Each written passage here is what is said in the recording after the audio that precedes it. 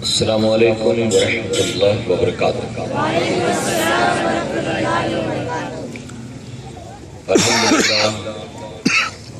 الحمد للہ رب العالمین والعاقبۃ للمتقین والصلاة والسلام علی سید الانبیاء والمرسلین، اما بعد فاعوذ باللہ من الشیطان الرجیم، بسم اللہ الرحمن الرحیم۔ وما خلقت الجن والانس الا لیعبدون، صدق اللہ مولانا العلی العظیم وصدق نبی الامین المختار الکریم، ونحن علی ذلک لمن الشاہدین والشاکرین والحمد للہ رب العالمین۔ باد توحید کے متوالو، شمع رسالت کے پروانوں، غوث و خواجہ اور رضا کے چاہنے والوں، آئیے سب سے پہلے ہم اور آپ نہایت ہی ادب اور احترام کے ساتھ اپنے اور ساری کائنات کے مرکز عقیدت جناب محمد رسول اللہ صلی اللہ تعالی علیہ وسلم کی بارگاہ بے کس پناہ میں جس طرح سے میں آپ کو پڑھاؤں، میرے ساتھ مل کر بآواز بلند ہدیہ غلامی درود و سلام کے انداز میں پیش کریں۔ پڑھیں الصلاۃ والسلام علیک یا رسول اللہ، الصلاۃ والسلام علیک یا حبیب اللہ، الصلاۃ والسلام علیک یا نبی اللہ، وعلی آلک واصحابک یا نور اللہ، صلی اللہ تعالی علیہ وسلم۔ رب کعبہ کی بارگاہ میں دعا ہے، مولا اپنے حبیب صاحب الاولاق صلی اللہ تعالی علیہ وسلم کے صدقہ طفیل ہم تمام حاضرین اور سامعین کو ماہ محرم الحرام کی برکتوں سے بھرپور مالا مال فرما۔ یا الہ العالمین، اس نئے سال کو دنیا بھر کے مسلمانوں کی سربلندی اور کامیابی کا سال بنا۔ اس نئے سال میں ہم گناہگاروں سیاہکاروں کو اپنے تمام پچھلے گناہوں سے توبہ کر کے خوب نیکیاں کرنے کی توفیق عطا فرما۔ جو دہکتی ریت کے بستر پہ سویا وہ حسین، جو دہکتی ریت کے بستر پہ سویا وہ حسین، جس نے اپنے خون سے دنیا کو دھویا وہ حسین، جو جواں بیٹے کی میت پہ نہ رویا وہ حسین، سب کچھ اپنا کھو کے پھر بھی کچھ نہ کھویا وہ حسین، مرتبہ اسلام کا جس نے دوبالا کر دیا، مرتبہ اسلام کا جس نے دوبالا کر دیا، خون نے جس کے دو عالم میں اجالا کر دیا، اور اسلام تیری نبض نہ ڈوبے گی حشر تک، اسلام تیری نبض نہ ڈوبے گی حشر تک، تیری رگوں میں خون شہ کربلا کا ہے۔ میرے پیارے آقا علیہ الصلوۃ والتسلیم کے پیارے دیوانوں،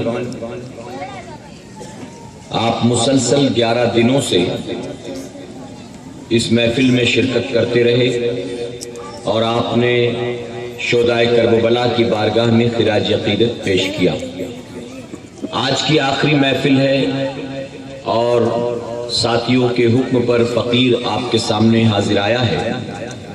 انشاءاللہ اپنے شعور کے مطابق چند باتیں میں بھی گوش گزار کروں گا، اس نیت کے ساتھ کہ جو کچھ میں کہوں اللہ رب العزت اس پر سب سے پہلے مجھے اور اس کے بعد آپ تمام کو عمل کی توفیق عطا فرمائے۔ میرے پیارے آقا علیہ الصلوۃ والتسلیم کے پیارے دیوانوں، میں نے جس آیت کریمہ کی تلاوت کا شرف حاصل کیا، رب تبارک تعالیٰ فرماتا ہے وما خلقت الجن والانس الا لیعبدون، جس کا مفہوم ہے بے شک ہم نے نہیں پیدا کیا مگر جن اور انس کو اپنی عبادت کے لیے۔ گویا کہنے سے مراد یہ کہ رب تبارک تعالیٰ اس آیت کریمہ کے ذریعے انسانوں اور جنات کی تخلیق کا مقصد بیان کر رہا ہے۔ رب تبارک تعالیٰ فرماتا ہے کہ میں نے اگر جنات کو اور انسانوں کو پیدا کیا تو ان کی پیدائش کا مقصد میری عبادت ہے۔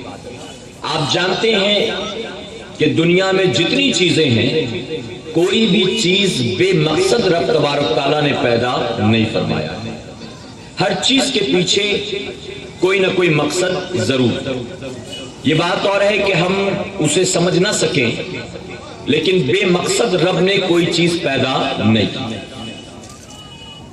فرمایا گیا موسیٰ علیہ السلام ایک مرتبہ اپنے کمرے میں بیٹھے توریت کی تلاوت کر رہے تھے، اچانک دیوار پر چلتی ہوئی ایک چھپکلی پر آپ کی نظر پڑی۔ ذہن میں خیال پیدا ہوا کہ اللہ تو نے اس چھپکلی کو کیوں پیدا کیا، اس کے پیدا کرنے کا مقصد کیا ہے؟ اگر یہ چھپکلی پیدا نہ ہوئی ہوتی تو کائنات کے نظام میں کون سا فرق پڑ جاتا؟ آخر کیا فرق پڑنے والا تھا اگر تو اس کو پیدا نہ کرتا؟ تو رب تبارک تعالیٰ فرماتا ہے موسیٰ یہی بات تھوڑی دیر پہلے یہ چھپکلی بھی کہہ رہی تھی کہ مولا تو نے موسیٰ کو کیوں پیدا کیا؟ اگر موسیٰ کو تو پیدا نہ کرتا تو کائنات کے نظام میں کون سا فرق پڑنے والا تھا؟ تو اے موسیٰ میں نے کوئی چیز بنا مقصد کے پیدا نہیں کی۔ میرے پیارے آقا علیہ الصلوۃ والتسلیم کے پیروانوں، یہاں یہ بات سمجھ میں آ گئی کہ ہر چیز کے پیچھے کوئی نہ کوئی مقصد ضرور ہوتا ہے۔ تخلیق کائنات یا کائنات میں موجود مخلوقات کے حوالے سے گفتگو نہ کریں، بلکہ روزمرہ کی زندگی میں ہم اور آپ جو کچھ کرتے ہیں اگر اس کا جائزہ لیں تو آپ جانتے ہیں اچھی طرح سے کہ وہ ہمارا سارا کام صبح سے لے کر رات تک ہم جو کچھ بھی کرتے ہیں ہمارا کوئی عمل جو ہے وہ کسی مقصد سے خالی نہیں ہوتا ہے۔ آپ کھاتے ہو، آپ صبح اٹھنے کے بعد برش کرتے ہو، آپ اپنی ضروریات کے لیے ٹوائلٹ باتھ روم میں جاتے ہو، آپ روزی روٹی کماتے ہو، آپ کپڑا پہنتے ہو، آپ بالوں کو سنوارتے ہو۔ کیا بتاؤ ان میں سے کوئی کام بنا مقصد کے ہم کرتے ہیں؟ ہر ایک کے پیچھے کوئی نہ کوئی مقصد ضرور پوشیدہ ہے۔ ہم کپڑا پہنتے ہیں، مقصد ہوتا ہے شرمگاہ کو چھپانا، جسم کو چھپانا، ساتھ ہی ساتھ خوبصورت نظر آنا۔ الگ الگ کانسیپٹ ہے، الگ الگ مقصد ہے، لیکن ہر چیز کے پیچھے کوئی نہ کوئی مقصد ضرور ہوتا ہے۔ میرے پیارے آقا علیہ الصلوۃ والتسلیم کے پیروانوں، آج پوری دنیا کا اگر جائزہ لیں تو ہم دیکھتے ہیں کہ امت مسلمہ دن بدن پستی کی طرف جاتی ہے۔ آج کے دور کا مسلمان دن بدن جو ہے زوال کی طرف جاتا ہے، دن بدن اس کا گریڈ گرتا چلا جاتا ہے۔ آخر جانتے ہو اس کی وجہ کیا؟ اس کی وجہ ہے کہ شروع سے لے کر آخر تک آج کے دور کا مسلمان اپنی تخلیق کے کانسیپٹ کو فراموش کر بیٹھا، اپنی پیدائش کے مقصد کو فراموش کر بیٹھا۔ رب نے تو فرمایا کہ میں نے جن اور انس کو پیدا کیا اپنی عبادت کے لیے، لیکن مسلمان بھولے بیٹھا ہے کہ اللہ نے اس کو پیدا کیوں کیا۔ اور صرف میں تخلیق کی بات نہیں کرتا بلکہ میرے پیارے آقا علیہ الصلوۃ والتسلیم کے پیروانوں، ہم نے 11 روزہ محفل سجائی امام حسین کے نام پر، ہم نے کھچڑا بھی بنایا ہوگا، ہم نے شربت بھی بنایا ہوگا، کچھ لوگوں نے کم علمی کی بنیاد تعزیہ داری بھی کی ہوگی، کچھ جاہلوں نے علاوہ بھی کودا ہوگا، کچھ بے پڑھے لکھوں نے میلہ بھی لگایا ہوگا، نہ جانے کیسے کیسے کام کیے ہوں گے۔ میں پوچھتا ہوں یہ 10 11 12 روزہ جو محفل ہے، امام حسین کے ذکر کی جو محفلیں سجائی جاتی ہیں، نظر و نیاز کا جو اہتمام کیا جاتا ہے، یہ کھچڑا جو ہے، یہ شربت جو ہے، آخر ان تمام چیزوں کے پیچھے مقصد کیا ہے؟ میرے پیارے آقا کے پیروانوں، محفلوں کا مقصد ہمیں کیا یاد ہو، ارے کھچڑے شربت کا کانسیپٹ ہمیں کیا معلوم ہو؟ اگر ہم اپنے گریبان میں جھانک کر دیکھتے ہیں تو ہمیں معذرت کے ساتھ یہ کہنا پڑتا ہے آج کے ترقی یافتہ دور کا مسلمان تو یہ بھی بھول گیا کہ امام حسین کربلا میں کیوں آئے تھے، کربلا کی جنگ کا مقصد کیا تھا۔ امام علی مقام جو سب کچھ چھوڑ چھاڑ کے یزید کے مقابلے میں آ گئے تھے، تو حسین کے یزید کے مقابلے میں آنے کی وجہ کیا تھی؟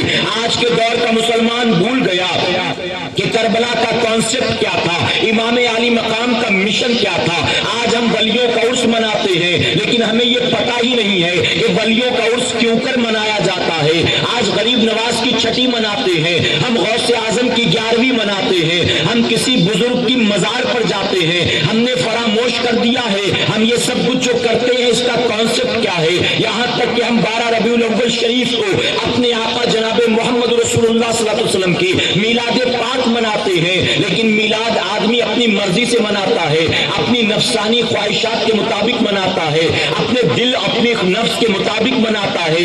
आज के दौर के मुसलमान ने इस बात को भी फरामोश कर दिया कि नबी के मिलाद का कॉन्सेप्ट क्या है, नबी के मिलाद का मकसद क्या है। मेरे प्यारे आका अलैहिस्सलातु तस्लीम के पैजवानों, गोया आज के दौर का मुसलमान अगर जवाल की तरफ जाता है तो शुरू से लेकर आखिर तक ये कॉन्सेप्ट को भूले बैठा है। सबसे पहले तो इसको पता नहीं कि पैदाइश का मकसद क्या है, इसके अलावा बाकी सारी चीजों का जायजा लिया जाए। हाँ, जिंदगी के रोजमर्रा जो काम वो करता है वो उसके बारे में तो जानता है। सुबह उठकर ब्रश करता है, पूछो मकसद क्या है। अगर कपड़े पहनता है, पूछो मकसद क्या है। अगर सोता है, पूछो मकसद क्या है। अगर रोजी रोटी कमाता है, पूछो मकसद क्या है। तो मुमकिन है इन तमाम चीजों का कॉन्सेप्ट उसे याद हो, लेकिन अगर दीनी एतबार से देखा जाए तो दीनी एतबार से एक एक चीज का जायजा लो। मुसलमान फरामोश किए बैठा है। आज के दौर का मुसलमान जुमा की 2 रकात नमाज पढ़ता है, लेकिन पूछो जो जुमा की 2 रकात पढ़ते हो इसका मकसद क्या है? ये जो तुमने ईद बकरा ईद की नमाज पढ़ी है इसका मकसद क्या है? अल्लाह रब्बुल इज्जत ने माह रमजान में रोजा रखने का हुक्म दिया, इसका मकसद क्या है? कुरान शरीफ की तिलावत करो, इसका मकसद क्या है? ज़कात दो, इसका कॉन्सेप्ट क्या है? कुर्बानी दो, इसका कॉन्सेप्ट क्या है? तो आज के दौर का मुसलमान उन तमाम चीजों को फरामोश किए बैठा। मेरे प्यारे आका अलैहिस्सलातु तस्लीम के पैजवानों, इमाम आली मकाम के नाम पर महफिलें सजाते हो, अपनी जेब से अपनी हलाल रोजी का माल भी खर्च करते हो, आप लंगर खिचड़े का एहतमाम भी करते हो, आप जो है शरबत भी बनाया करते हो।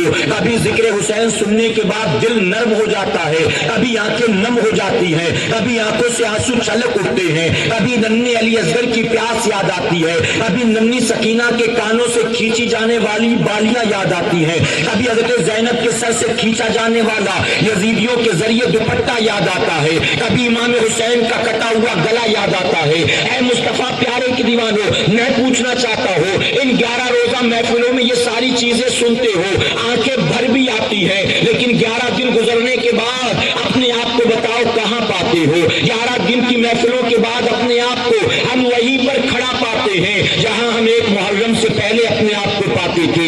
1 मुहर्रम से पहले हम जहां मौजूद थे, हम 11 तारीख के बाद भी अपने आप को वहीं पाते हैं। जरा बताओ क्या हमारी जिंदगी में कोई तब्दीली आती है? क्या बताओ हमारी जिंदगी में कोई चेंजेस आता है? अरे इन 10, 11, 12 रोजा महफिलों के बाद 111 डेग खिचड़ा बनाने के बाद, 50 ड्रम शरबत बना लेने के बाद, हजारों लाखों रुपए की नियाज तकसीम करने के बाद, क्या बताओ मस्जिदों में नमाजियों की तादाद बढ़ती नजर आती है? क्या चेहरे पर दाढ़ी सजाने वालों की तादाद बढ़ती नजर आती है? क्या सरों पर टोपियां रखने वालों की तादाद बढ़ती नजर आती है? क्या फिल्म देखना मुसलमान छोड़ देता है? क्या गाली गलौज करना मुसलमान छोड़ देता है? क्या नाच गाने से मुसलमान बचना शुरू कर देता है? ऐ मुसलमानों, 11 दिन की महफिल के बाद बताओ हम अपने आप को कहां पाते हैं? हम वहीं पर हैं जहां 1 मुहर्रम से पहले मौजूद थे। मैं पूछना चाहता हूं, करबला का कॉन्सेप्ट क्या है? हम अपने आप को बड़ा हुसैनी बनते हैं, अपने आप को बड़ा हुसैनी कहलाते हैं, लेकिन अपने गिरेबान में झांक कर देखे हमारे दामन में कौन सा गुनाहों का दाग मौजूद नहीं है? बताओ। हम हुसैनी बनते हैं, हम झूठ भी बोलते हैं, हम हुसैनी बनते हैं, हम वादा खिलाफी भी करते हैं, हम हुसैनी बनते हैं, हम दूसरों की गिबत और चुगली भी करते हैं, हम हुसैनी बनते हैं, हम दूसरों की बहू बेटियों के लिए अपने दिलों में गंदे ख्यालात भी पाते हैं, हम हुसैनी बनते हैं। कौन सी फिल्म है जो हमसे मिस होती है? हम हुसैनी बनते हैं। कौन सा गाना है जो हमसे मिस होता है? ऐ मुसलमानों, हुसैनी हम किस लिए हैं? क्या सिर्फ शरबत के लिए हुसैनी है? क्या सिर्फ खिचड़े के लिए हुसैनी है? क्या सिर्फ नारेबाजियों के लिए हुसैनी है? आखिर इमाम आली मकाम से मोहब्बत है। हमारी जिंदगी में कौन सा अमल ऐसा है, कौन सी खूबी ऐसी है जो इमाम आली मकाम में पाई जाती थी? अरे मैं इमाम हुसैन की बात नहीं करता, इमाम हुसैन की औलादों में गरीब नवाज हिंदुस्तान की सरजमीन पर आए हैं। जरा जवाब दो अपने सीने पर हाथ रखकर, हमारा कौन सा अमल गरीब नवाज की तरह है? हमारा कौन सा अमल जो है गौसे आजम की तरह है? हमारा कौन सा अमल इमाम ज़ैनुल-आबिदीन की तरह है? हम इमाम जाफर सादिक के नाम माह रजब में खूब नियाज करते हैं, पेट भर के खीर पूरी भी खाते हैं, लेकिन बताओ जिंदगी में कोई अमल ऐसा है जो इमाम जाफर सादिक किया करते थे? ऐ मुसलमानों, झूठ हम बोला करें, लोगों की गिबत चुगली में हम मुब्तला रहे, एक दूसरे की तरक्की को देखकर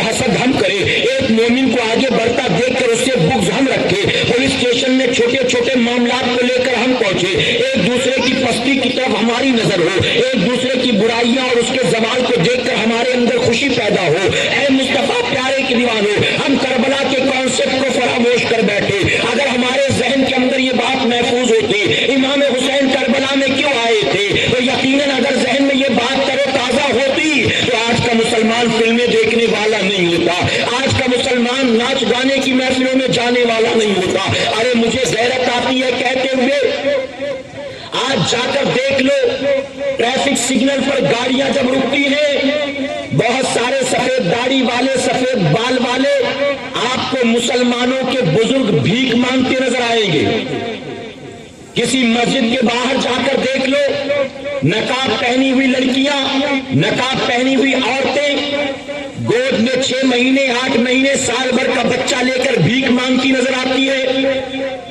مالی طور پر مسلمان کمزور ہو گیا، مالی طور پر مسلمان مکمل طور پر ویک ہو گیا، اور دن بدن وہ کمزوری ہی کا شکار ہوتا چلا جاتا ہے، آگے نہیں بڑھ رہا، پستی کی طرف جاتا ہے۔ پوچھو جن کے کاروبار ہوا کرتے تھے، کل تک جو کاروبار تھا کیا آج وہی کاروبار ہے؟ کل تک جتنی انکم ہوتی تھی آج اتنی انکم ہے؟ کل تک بزنس جیسا تھا آج ویسا بزنس ہے؟ ارے کل تک ایک آدمی کیلا بیچ کر اپنے 8 بچوں کو اچھی طرح سے پال لیتا تھا، لیکن آج 8 بچے رہ کر بوڑھے ماں باپ کو پال نہیں پاتے ہیں، بوڑھے ماں باپ کا حق ادا نہیں کر پاتے ہیں۔ آج ایک ایک پیسے کے مسلمان پریشان ہیں میرے پیارے آقا کے پیروانوں، لیکن یہی مسلمان ہے رمضان شریف کا مہینہ اپنی نفس پر کنٹرول کرتا ہے، شیطان کو اللہ نے قید کر دیا، شیطان کے مکر و فریب سے بچتا رہا۔ ماہ رمضان میں نہ فلمیں دیکھی، نہ گانے سنے، نہ ٹی وی سیریل دیکھا، لیکن ماہ رمضان جیسے ختم ہوتا ہے، عید کا دن آیا، عید کے دن جا کر عید کی 2 رکعت نماز واجب ادا کرتا ہے، اور 2 رکعت نماز واجب ادا کرنے کے بعد دوست احباب سے ملاقات کی، مصافحہ معانقہ کیا، عید بقرعید کی لوگوں کو مبارکباد دی، اور اس کے بعد پھر ظہر کی نماز میں مسجد میں نہیں آتا، عصر کی نماز میں مسجد میں نہیں آتا، بلکہ 2 رکعت نماز عید الفطر کی یا عید الاضحیٰ کی ادا کرنے کے بعد وہ نکلتا ہے فلمیں دیکھنے کے لیے۔ اور جانتے ہیں عید کے دن جب مسلمان جا کر فلمیں دیکھتا ہے تو رات کو نیوز چینل والے باقاعدہ بڑے بڑے ٹائٹلز کے ساتھ دکھاتے ہیں آج عید کا دن تھا اور آج مسلمانوں نے فلاں فلم جا کر دیکھا ہے، اور جس کی وجہ سے فلم کے پروڈیوسرز کو صرف آج ایک دن میں 20 کروڑ روپے کا منافع ہوا ہے، اور ساتھ ہی وہ لوگ کہتے ہیں ہمیں اندازہ ہے اگلے 3 دن تک 20 کروڑ کا منافع ہوتا رہے گا۔ ارے یہ مسلمان ایک دن میں 20 کروڑ کی فلم دیکھتا ہے اور 3 دن کے لیے اور یہ امید لگا دیتا ہے۔ پریشان مت ہونا، ابھی بہت سارے لوگ دیکھنا باقی ہے، ہم تو باسی عید کو نکلیں گے بیوی بچوں کو لے کر فلم دکھانے کے لیے۔ اے مسلمانوں، 4 دن کے اندر یہ مسلمان 80 کروڑ روپیہ خرچ کرتا ہے صرف کسی فلم کو دیکھنے کے لیے، صرف کسی جو ہے عورت کے جسم کو دیکھنے کے لیے، صرف کسی شرابی زانی کے جو ہے ٹھمکوں کو دیکھنے کے لیے۔ میں پوچھنا چاہتا ہوں، آج ہماری آبادیوں میں بہت ساری بچیاں ایسی ہیں، عمر ہو گئی 26 سال 28 سال 30 سال 32 سال، رشتہ نہیں آ رہا ہے، غریبی کی وجہ سے اب تک اپنے ماں باپ کا بوجھ بنی بیٹھی ان کے گھر میں، پریشان۔ کہیں سے رشتہ آیا بھی تو لڑکے والے اتنا بڑا منہ کھولتے ہیں کہ مجبور انکار کر دینا پڑتا، اور شادی بیاہ کی بات کیا کریں، آج تو منگنی میں باقاعدہ اتنا پیسہ مسلمان خرچ کرتا ہے کہ وہی پیسہ اگر کسی صحیح آدمی کے ہاتھ لگ جائے تو صرف منگنی میں جتنا خرچ ہونے والا تھا اسی پیسے سے وہ کئی غریب بچیوں کا نکاح کرا سکتا۔ آج منگنی جب ہوتی ہے ہمارے یہاں تو سمجھ میں نہیں آتا دیکھ کر منگنی ہو رہی کہ شادی ہو رہی، باقاعدہ وہی تام جھام جو شادی میں ہوا کرتا ہے۔ دولہا دلہن کو ایک اسٹیج پر، ہونے والے دولہا دلہن کو، لڑکے لڑکی کو ایک اسٹیج پر بالکل بے پردہ بٹھا دیا جاتا ہے کلم کلا، لڑکے والے باقاعدہ بس لے کر آتے ہیں، 500 آدمیوں کے کھانے پینے کا انتظام، اسٹیج لگتا ہے، منڈپ لگتا ہے، لائٹ کمکمے ہر طرح کا اہتمام، دیکھ کر سمجھ میں نہیں آتا آج منگنی ہو رہی کہ نکاح ہو رہا۔ آج ہمارا یہ حال میرے پیارے آقا کے پیروانوں، ایک ایک روپے کے لیے جہاں مسلمان پریشان ترستا نظر آتا ہے، وہیں ہماری قوم 80 करोड़ रुपया सिर्फ फिल्म देखने में खर्च करती है 4 दिन के अंदर। ये मुसलमान जब इससे अल्लाह के नाम पर मांगा जाए तो दिल पर पत्थर रखकर बमुश्किल तमाम 10 रुपए, 20 रुपए, 100 रुपए निकालता है। लेकिन यही मुसलमान किसी शॉपिंग मॉल में जाए, किसी रेस्टोरेंट में जाए तो हजारों रुपए धड़ल्ले से खर्च कर देता और माथे पर परेशानी के आसार नजर नहीं आते। ऐ मुसलमानों, मैं आपसे पूछना चाहता हूँ, आपके घर में बिजली का इंतजाम है, हर महीने उसका बिल आप भरते होंगे। आपके यहाँ पानी आता है, हर महीने उसका भी बिल आता होगा। आप किराए के मकान में हैं तो उसका भी किराया आप देते होंगे। आपके घर में केबल लगा हुआ है, हर महीने 250-300 रुपए आप केबल का देते हैं। आपके घर में अगर कंप्यूटर है, इंटरनेट है, हर महीने 500-1000 रुपए उसका देते होंगे। आप मोबाइल इस्तेमाल करते हैं, हर महीने 200-400-500 मोबाइल पर खर्च करते होंगे। हर महीने अपने शैम्पू के लिए, तेल के लिए, क्रीम के लिए आप 1000-1500 रुपए खर्च करते होंगे। मैं आपसे पूछना चाहता हूँ, आप सिर्फ और सिर्फ दिन और रात में अपनी जात के ऊपर कितना माल खर्च करते हो, लेकिन अल्लाह के घर में जब अल्लाह के सजदों के लिए जाते हो, वहां जो कारपेट बिछाया गया आपसे कोई पैसा नहीं लिया जाता, वहां जो पंखा लगाया गया आपसे कोई पैसा नहीं लिया जाता, वहां जो इमाम रखा गया आपसे कोई पैसा नहीं लिया जाता। अरे मुफ्त में आपकी खातिर सारा इंतजाम कर दिया गया। आपको हर नमाज के लिए 10 रुपए का टिकट लेने की जरूरत नहीं है। आपको मस्जिद में एंटर करने के लिए 50 रुपए का टिकट लेने की जरूरत नहीं है, बल्कि दिन और रात में 5 वक्त अल्लाह रब्बुल इज्जत ने नमाज को फर्ज किया। आप 5 बार नहीं 10 बार भी मस्जिद में जाओ, आपने 10 बार भी वजू किया, आपसे एक्स्ट्रा पैसा नहीं लिया जाएगा। आपने अगर 5 वक्त की नमाज से ज्यादा और नफिल नमाजें पढ़ ली, आपको कोई चार्ज नहीं किया जाएगा। ऐ मुसलमानों, मैं पूछना चाहता हूँ, आप अल्लाह के घर में आते जाते हो, अल्लाह का सजदा करते हो, आपके ऊपर कोई पाबंदियां नहीं है, आपसे कोई पैसा नहीं मांगा जाता, इसके बावजूद आपसे वो काम नहीं हो पाता है। लेकिन इसके साथ साथ अपनी नफ्स पर खर्च करना हो, अपने बीवी बच्चों पर खर्च करना हो। एक मुसलमान महीने भर में हजारों रुपए धड़ल्ले से खर्च करता है और माथे पर परेशानी के आसार नजर नहीं आते हैं। ऐ सरकार मदीना अलैहिस्सलातु तस्लीम के प्यार दीवानों, एक बात को ज़हन में हमेशा के लिए महफूज कर लो, अपनी जात पर अगर आपने 1 रुपया भी खर्च किया है, क़यामत के दिन अल्लाह तबारक तआला आपसे उस 1 रुपए का हिसाब लेगा। और अल्लाह के नाम पर आपने लाखों नहीं करोड़ों खर्च कर दिया, अल्लाह क़यामत के दिन आपसे 1 रुपए का भी हिसाब नहीं लेने वाला है। जानते हो, तारीख का एक बड़ा मशहूर वाकया है, वो लोग जिन्होंने हज या उम्रा किया हुआ है उन्होंने देखा होगा, जब हरम शरीफ से खाने काबा से होते हुए मैदान अरफात की तरफ वो जाते हैं, दरमियान में एक नहर के निशानात मौजूद हैं।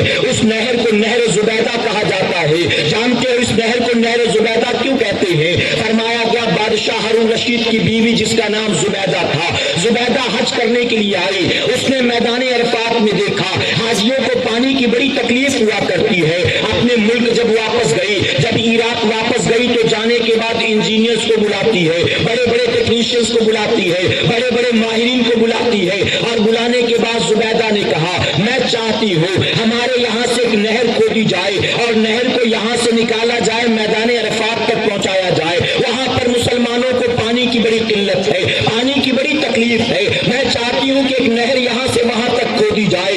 इंजीनियर्स ने कहा, आपकी नीयत बहुत अच्छी है, यकीनन अल्लाह आपको सवाब अता फरमाएगा, लेकिन ये काम पॉसिबल नहीं है, काम मुमकिन नहीं है। उसने पूछा, किस वजह से ये मुमकिन नहीं है? इंजीनियर्स ने कहा, बहुत पैसा लग जाएगा, बहुत वक्त लग जाएगा। उसने कहा, मेरे पास दोनों चीजें मौजूद हैं, वक्त चाहिए मैं वक्त देने को तैयार हूँ, माल चाहिए मैं माल देने को तैयार हूँ। और जुबैदा ने यहाँ तक कहा, अगर हर फावड़े के बदले, हर कुदाई के बदले मुझको 2 सोने के सिक्के देने पड़े तो मैं वो 2 सोने के सिक्के देने को तैयार हूँ, लेकिन मुझे नहर तो खुदवाना ही खुदवाना है। इंजीनियर्स ने कहा, ठीक है, आप नहीं मानती हैं तो काम शुरू किया जाएगा। अब उन लोगों ने जायजा लेना शुरू किया। कभी आप वर्ल्ड मैप उठाकर देखिएगा, कभी इंटरनेट पर डाउनलोड करके आप देखिएगा, कहाँ इराक है और कहाँ मैदान अरफात है। अरे दरमियान में न जाने कितनी पेचीदगियां है, न जाने कितने पहाड़ है, कितनी दुश्वारियां है, लेकिन इसके बावजूद उसने कहा, मुझे नहर खुदवाना है। अब इंजीनियर सफर करके आते हैं, नक्शा तैयार करते हैं, जमीन के चप्पे चप्पे का जायजा लेते हैं, हम कहां से नहर को निकालेंगे, कितना वक्त लग जाएगा, कितने मजदूर लग जाएंगे। महीनों मेहनत के बाद पूरा نقشہ تیار ہو گیا. آپ ٹائم لائن بناتے ہیں, ایسٹیمیٹ بناتے ہیں, ٹارگٹ بناتے ہیں. ساری چیزیں تیار کرنے کے بعد پیپر ورک کمپلیٹ کر لیا, لا کر زبیدہ کے سامنے فائل رکھ دیا. کہتے ہیں کہ آپ اسے دیکھ لیں, ہم نے اس کے اندر ٹائم لائن بھی لکھ دیا ہے, کتنا پیسہ لگے گا وہ بھی لکھ دیا ہے, کتنے مزدور لگیں گے وہ بھی لکھ دیا ہے. ہم نے سارا ایسٹیمیٹ تیار کر کے آپ کو دے دیا, آپ اپروول دے دو تو ہم کام شروع کر دیں. زبیدہ فائل اٹھاتی ہے,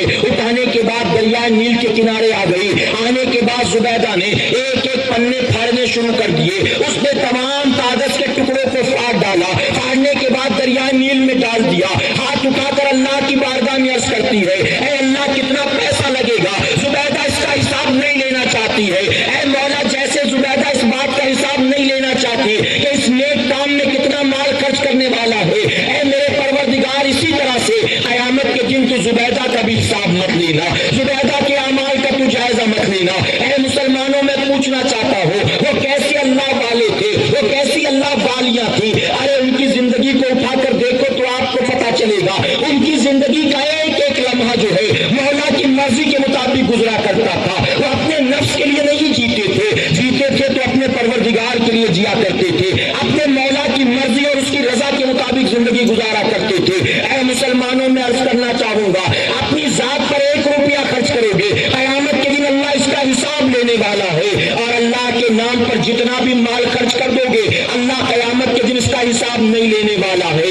آج مسلمان ایک دن فلم دیکھنے میں 20 کروڑ روپیہ خرچ کر دیتا ہے, اور اگر مسجد کے نام پر مانگا جائے تو 10 روپے جیب سے نہیں نکلتے ہیں. یتیم خانے کے نام پر مانگا جائے تو 20 روپے جیب سے نہیں نکلتے ہیں. کسی بیوہ کے سر پر آنچل ڈالنے کے لیے, کسی بیوہ کا دوبارہ نکاح کرانے کے لیے, کسی یتیم کے کھانے پینے کا انتظام کرانے کے لیے اگر مسلمان سے کہا جائے تو مسلمان کو مدد کی توفیق نہیں ہوتی ہے. میرے پیارے آقا علیہ الصلوۃ والتسلیم کے پیروانوں, جانتے ہیں اس کی وجہ کیا ہے؟ اس کا سب سے بڑا ریزن یہ ہے, ہم نے کربلا کے کانسیپٹ کو فراموش کر دیا. ہم محفلیں سجا لیتے ہیں, ہم چندے بھی دیتے ہیں, ہم نیاز بھی کرتے ہیں, ہم نعرے بھی لگاتے ہیں, علماء کے ذریعے تقریریں بھی سنتے ہیں, ہم کھچڑا شربت ڈیگ لنگر سبیل بھی کرتے ہیں, لیکن اس کے باوجود ہمارے ذہن میں یہ بات محفوظ نہیں ہے امام حسین کربلا میں کیوں آئے تھے. اگر حسین کربلا میں کیوں آئے تھے مسلمان کو پتا چل جائے, ایک بھی مسلمان بے نمازی نہیں ہوگا, ایک بھی مسلمان دین سے دور نہیں ہوگا, ایک بھی مسلمان گالی گلوچ کرنے والا نہیں ہوگا, ایک بھی مسلمان ماں باپ کا باغی نہیں ہوگا, ایک بھی مسلمان مسجدوں سے بھاگتا نظر نہیں آئے گا, ایک بھی مسلمان گانے سنتا نظر نہیں آئے گا, ایک بھی مسلمان شراب و زنا کی طرف جاتا نظر نہیں آئے گا.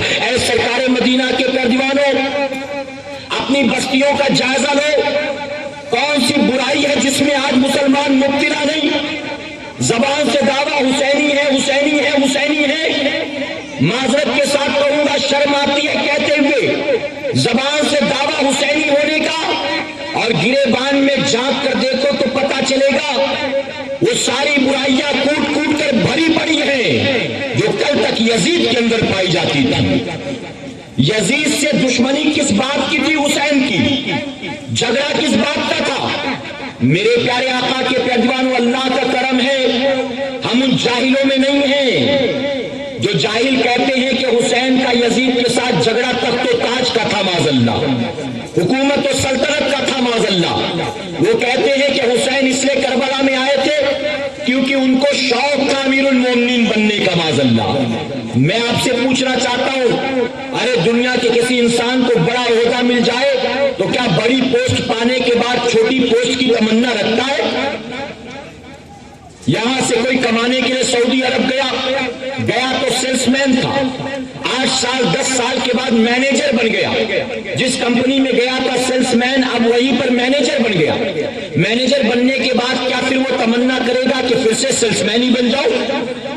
ایک آدمی بینک میں مینیجر ہو, کیا بتائیے بینک کا مینیجر یہ تمنا کرے گا کہ چپراسی کا کام بھی میں ہی کر لوں تاکہ 2 تنخواہ مجھ کو مل جائے؟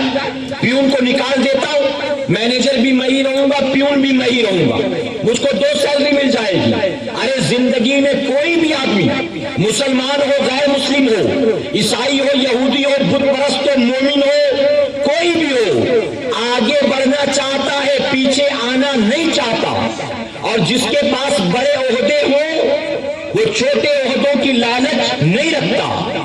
ایک سوشل ورکر کارپوریٹر تو بننا چاہتا ہے، ایک کارپوریٹر ایم ایل اے بننا چاہتا ہے، M L A M P بننا چاہتا ہے، ایم پی اسٹیٹ لیول کا منسٹر بننا چاہتا ہے، جو اسٹیٹ لیول کا منسٹر ہو وہ سینٹرل گورنمنٹ میں منسٹری پانا چاہتا ہے، یعنی نیچے سے ہر آدمی آگے جانا چاہتا ہے۔ اسٹیٹ گورنمنٹ میں اگر کوئی منسٹر ہو وہ کارپوریٹر بننے کی تمنا نہیں رکھتا، M P M L A corporator بننے کی تمنا نہیں رکھتا، M P M L A social worker بننے کی تمنا نہیں رکھتا، بلکہ نیچے والا آگے بڑھنا ضرور چاہے گا، آگے والا نیچے آنا نہیں چاہتا۔ اے مصطفیٰ پیارے کے دیوانوں، حسین کے بارے میں یہ جاہل کہتے ہیں حسین کے دل میں تخت و تاج کی لالچ تھی معاذ اللہ، حسین کے دل میں جو ہے امیر المومنین بننے کی تمنا تھی معاذ اللہ۔ ارے حسین کے دل میں دنیا کے تخت و تاج کی لالچ کیا ہوتی؟ یہ دنیا حسین کے سامنے کیا معنی رکھتی تھی؟ یہ دنیا تو ان کے لیے کوئی معنی نہیں رکھتی تھی۔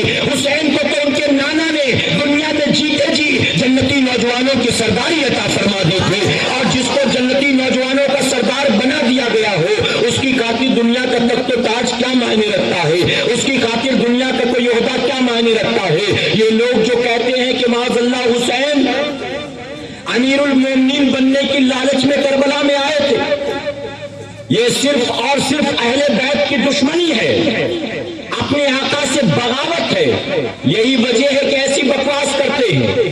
ورنہ جو آقا سے محبت کرنے والا ہوگا، اہل بیت سے محبت کرنے والا ہوگا، ہرگز ہرگز اس کی زبان پر کبھی ایسی بات نہیں آ سکتی۔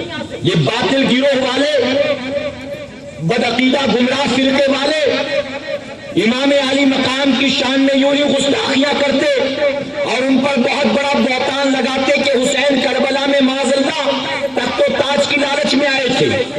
میرے پیارے آقا کے پیروانوں، حسین اگر تخت و تاج کی لالچ میں آئے تھے، غلاموں کی شہادت کے بعد کمپرومائز کر لیتے، مریدوں کی شہادت کے بعد سمجھوتا کر لیتے۔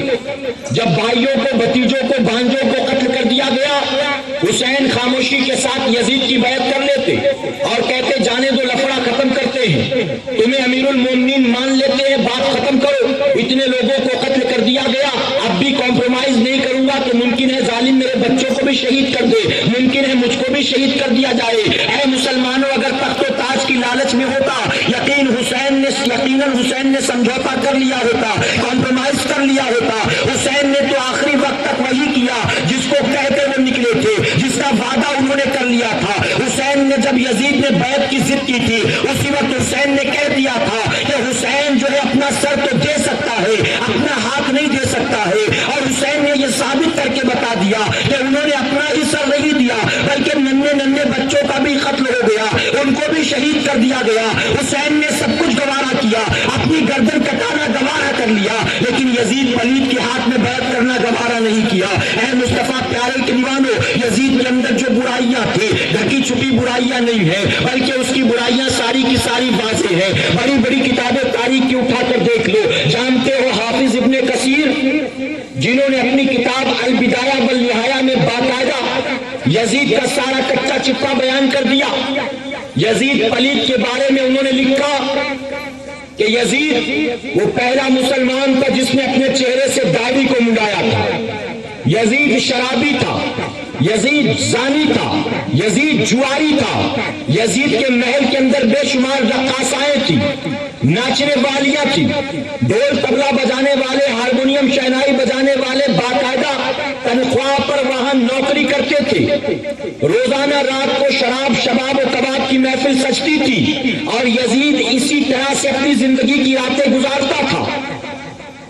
حافظ ابن کثیر نے یہاں تک لکھا کہ یزید نے باقاعدہ یہ بات عام کر رکھی تھی کہ اگر کسی بھائی کو معاذ اللہ اپنی بہن پسند آ جائے تو وہ اپنی بہن سے نکاح کر سکتا ہے، میں اجازت دیتا ہوں معاذ اللہ۔ اور صرف اتنا نہیں بلکہ یزید پلید نے یہ نہ کہ صرف اپنے ہاتھوں کو اہل بیت کے خون سے رنگا ہے بلکہ یزید نے معاذ اللہ خانہ کعبہ پر حملہ بھی کروایا ہے۔ غلاف کعبہ کو جلا دیا تھا یزیدیوں نے۔ خانہ کعبہ کے اندر فرمایا گیا ابراہیم خلیل اللہ نے جو دمبا جنتی ذبح کیا تھا، اس دمبے کی سینگیں تبرک کے طور پر رکھی تھی کی، یزیدیوں کی لگائی آگ کے ذریعے غلاف کعبہ بھی جل کر خاک ہو گیا اور اس جنتی دمبے کی سینگیں بھی جل کر خاک ہو گئی۔ یزید نے کیا کچھ نہیں کیا، لیکن اس کے باوجود یزید کی حمایت کرتے ہیں بدعقیدہ فرقے، خاص کر کے فرقہ جس کو ہم غیر مقلد کہتے ہیں اور جو اپنے آپ کو اہل حدیث کہتا ہے۔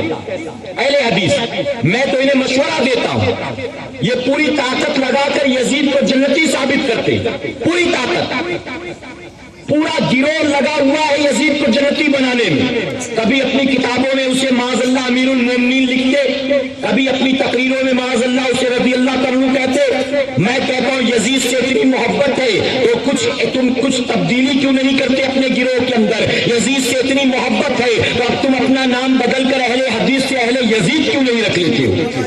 اہل یزید رکھ لو، یہ نام تمہارے لیے زیادہ سوٹیبل ہوگا کہ دیکھنے والوں کو بھی پتہ چل جائے گا یہ یزید کے حمایتیوں کی گروہ ہے۔ اے مسلمانوں، ایسے یزیدیوں سے علم نہ ہو تو بحث مت کرو۔ یہ پورے بالوں پر کی طاقت لگا کر کہتے یزید جنتی، یزید جنتی، یزید جنتی معاذ اللہ، اور جانتے بدعقیدہ نے اپنی کتاب کے اندر یہاں تک لکھا ہے معاذ اللہ حسین اگر کربلا میں بچ بھی گئے ہوتے تو حسین کو قتل کر دینا واجب تھا معاذ اللہ۔ پوچھا گیا ایسا کیوں؟ تو اس نے کہا شریعت کا حکم یہ ہے کہ جو خلیفہ وقت سے بغاوت کرتا ہو، جو وقت کے خلیفہ کا باغی بن جاتا ہو، اس کو قتل کر دینا واجب ہے۔ تو حسین نے چونکہ معاذ اللہ خلیفہ وقت امیر المومنین یزید سے بغاوت کی تھی معاذ اللہ، اس لیے حسین کو قتل کر دینا واجب تھا معاذ اللہ۔ اے مصطفیٰ پیارے کے دیوانوں، یہ یزید کی اتنی حمایت کرتے ہیں کہ یزید کو جنت میں داخل کرنے کی کوشش میں لگے رہتے ہیں، اور جانتے ہمارے بہت سارے بھائی جو ہیں بے پڑھے لکھے ہونے کی بنیاد ان کے باتوں میں بہت آسانی کے ساتھ آ جایا کرتے ہیں۔ اللہ کے محبوب جناب محمد رسول اللہ صلی اللہ علیہ وسلم نے 1450 سال پہلے ارشاد فرمایا تھا، آپ نے فرمایا اے اللہ، حسن اور حسین کے بارے میں فرماتے مولا یہ میری اہل بیت ہے، اے اللہ میں ان سے محبت کرتا ہوں، تو بھی ان سے محبت کر، اور جو ان سے محبت کرے مولا تو انہیں بھی اپنا محبوب بنا لے۔ آقا نے گویا دعا کی تھی اللہ اہل بیت سے میں محبت کرتا ہوں تو بھی محبت کر، اور جو ان سے محبت کرے تو ان کو اپنا محبوب بنا لے۔ میرے پیارے آقا علیہ الصلوۃ والتسلیم کے پیروانوں، جانتے ہو ہم اہل بیت سے محبت کیوں کرتے ہیں؟ کیونکہ آقا نے فرمایا یہ میری اہل بیت ہے، اور ہم یہی وجہ ہے کہ ان کی اہل بیت سے محبت کرتے ہیں۔ اہل بیت سے محبت کرنا بلا شبہ دنیا میں بھی کام آئے گا اور ہمارے لیے آخرت میں بھی بخشش کا سبب بن جائے گا، آخرت میں بھی نجات کا سبب بن جائے گا۔ ہم ان یزیدی گروہ والوں سے، ہم ان یزیدیوں سے بحث نہیں کرتے، بلکہ ہم سے اگر یہ ٹکرائیں تو ہم صرف انہیں اتنا کہتے ہیں تم یزید کو جنتی بنانے کی کوشش میں لگے ہو، ہم دعا کرتے ہیں تمہارے حق میں اللہ قیامت کے دن تمہیں اسی جنت میں پہنچا دے جس جنت میں تمہارا امیر مومنین یزید جانے والا ہے، اور اللہ ہم کو قیامت کے دن اس جنت میں داخل کر دے جس جنت کا سردار اللہ کے حبیب نے اپنے نواسے حسین کو بنایا ہے۔ ہمیں یہ حسین کی جنت مبارک ہو، اے یزیدیوں تمہیں یزید کی جنت مبارک ہو، قیامت کے دن تم یزید کے ساتھ ہوں گے اور ہم سنی قیامت کے دن امام علی مقام کے ساتھ ہوں گے۔ آقا نے 1450 سال پہلے فرمایا تھا اے میرے صحابیوں جو جس سے محبت کرے گا کل بروز قیامت اس کو اسی کے ساتھ اٹھایا جائے گا۔ الحمدللہ ہم اہل سنت والجماعت کے لوگوں کو قیامت کے دن اٹھایا جائے گا تو نبی کی آل کے ساتھ اٹھایا جائے گا، غوث و خواجہ کے ساتھ اٹھایا جائے گا، امام جعفر صادق امام زین العابدین کے ساتھ اٹھایا جائے گا، اور ان باطل عقائد والوں کو قیامت کے دن اٹھایا جائے گا تو یزید کے ساتھ اٹھایا جائے گا، ابن تیمیہ کے ساتھ اٹھایا جائے گا، عبد الوہاب نجدی کے ساتھ اٹھایا جائے گا، اسماعیل دہلوی کے ساتھ اٹھایا جائے گا، اور یہ گروہ ابو جہل کا گروہ ہے، یہ گروہ ابو لہب کا گروہ ہے۔ اے مسلمانوں قیامت کے دن یہ انہی کے ساتھ جہنم میں جائیں گے اور ہم غوث اعظم کے جھنڈے تلے انشاءاللہ جنت میں جاتے نظر آئیں گے۔ میرے پیارے آقا کے پیروانوں، کربلا کے کانسیپٹ کو یاد کرو، مقصد کیا تھا حسین کے کربلا میں آنے کا؟ آج بہت معذرت کے ساتھ کہوں گا ہم کچڑا بناتے ہیں، آج دین میں بھی ہر بات کو لے کر کمپٹیشن ہو گیا، مقابلہ کرتے ایک دوسرے سے۔ ارے نیکیوں کے معاملے میں ایک دوسرے سے کمپٹیشن کرنا یہ باعث ثواب ہے، ثواب کا کام ہے، لیکن یہ کیا ہوا؟ قربانی کا مہینہ آیا تو ایک مدرسے والے انتظار کرتے کہ فلاں مدرسے والے پہلے اعلان کر دے فی حصہ کتنا ہوگا تب ہم اپنا اعلان کریں گے۔ وہ 1200 کریں گے تو ہم 1100 کریں گے، وہ 1100 کریں گے تو ہم 1000 کریں گے۔ بتائیے ہوتا کہ نہیں ہوتا؟ یہ کمپٹیشن دین کے معاملے میں۔ اسی طرح آپ دیکھیں محرم میں ایک کمیٹی والوں نے 11 ڈیگ کھچڑا بنایا، اگلی گلی والے کہتے ہیں ہم 21 ڈیگ بنائیں گے، اس کے آگے تیسری کمیٹی کہتے ہیں ہم 51 ڈیگ بنائیں گے، چوتھی کمیٹی کو پتا چلا تو انہوں نے کہا 111 ڈیگ بنائیں گے۔ کون سا اپنی جیب سے پیسہ جانا ہے؟ کون سا اپنے باپ کا مال خرچ ہونا ہے؟ شربت بنانے میں بھی فلاں کمیٹی نے کون سا چاکلیٹ فلیور بنایا تھا، ہم لوگ ڈرائی فروٹ والا بنائیں گے۔ عجیب معاملہ ہو چکا، عجیب معاملہ۔ اس آبادی میں موجود دکانداروں سے جبرن پیسہ وصولا جاتا ہے، جبرن دال چاول اور اناج وصولا جاتا ہے۔ لڑکے جاتے ہیں جب کھچڑے کے لیے سامان جمع کرنے، چندہ جمع کرنے، تو دکانداروں کو کہتے ہم کو معلوم نہیں ہے، 20 کلو چاول تو دینا ہی پڑے گا۔ اگلی دکان میں جا کر کہا کچھ معلوم نہیں، کھچڑا بنا رہے ہیں، 1 گونی گیہوں بھجوا دینا۔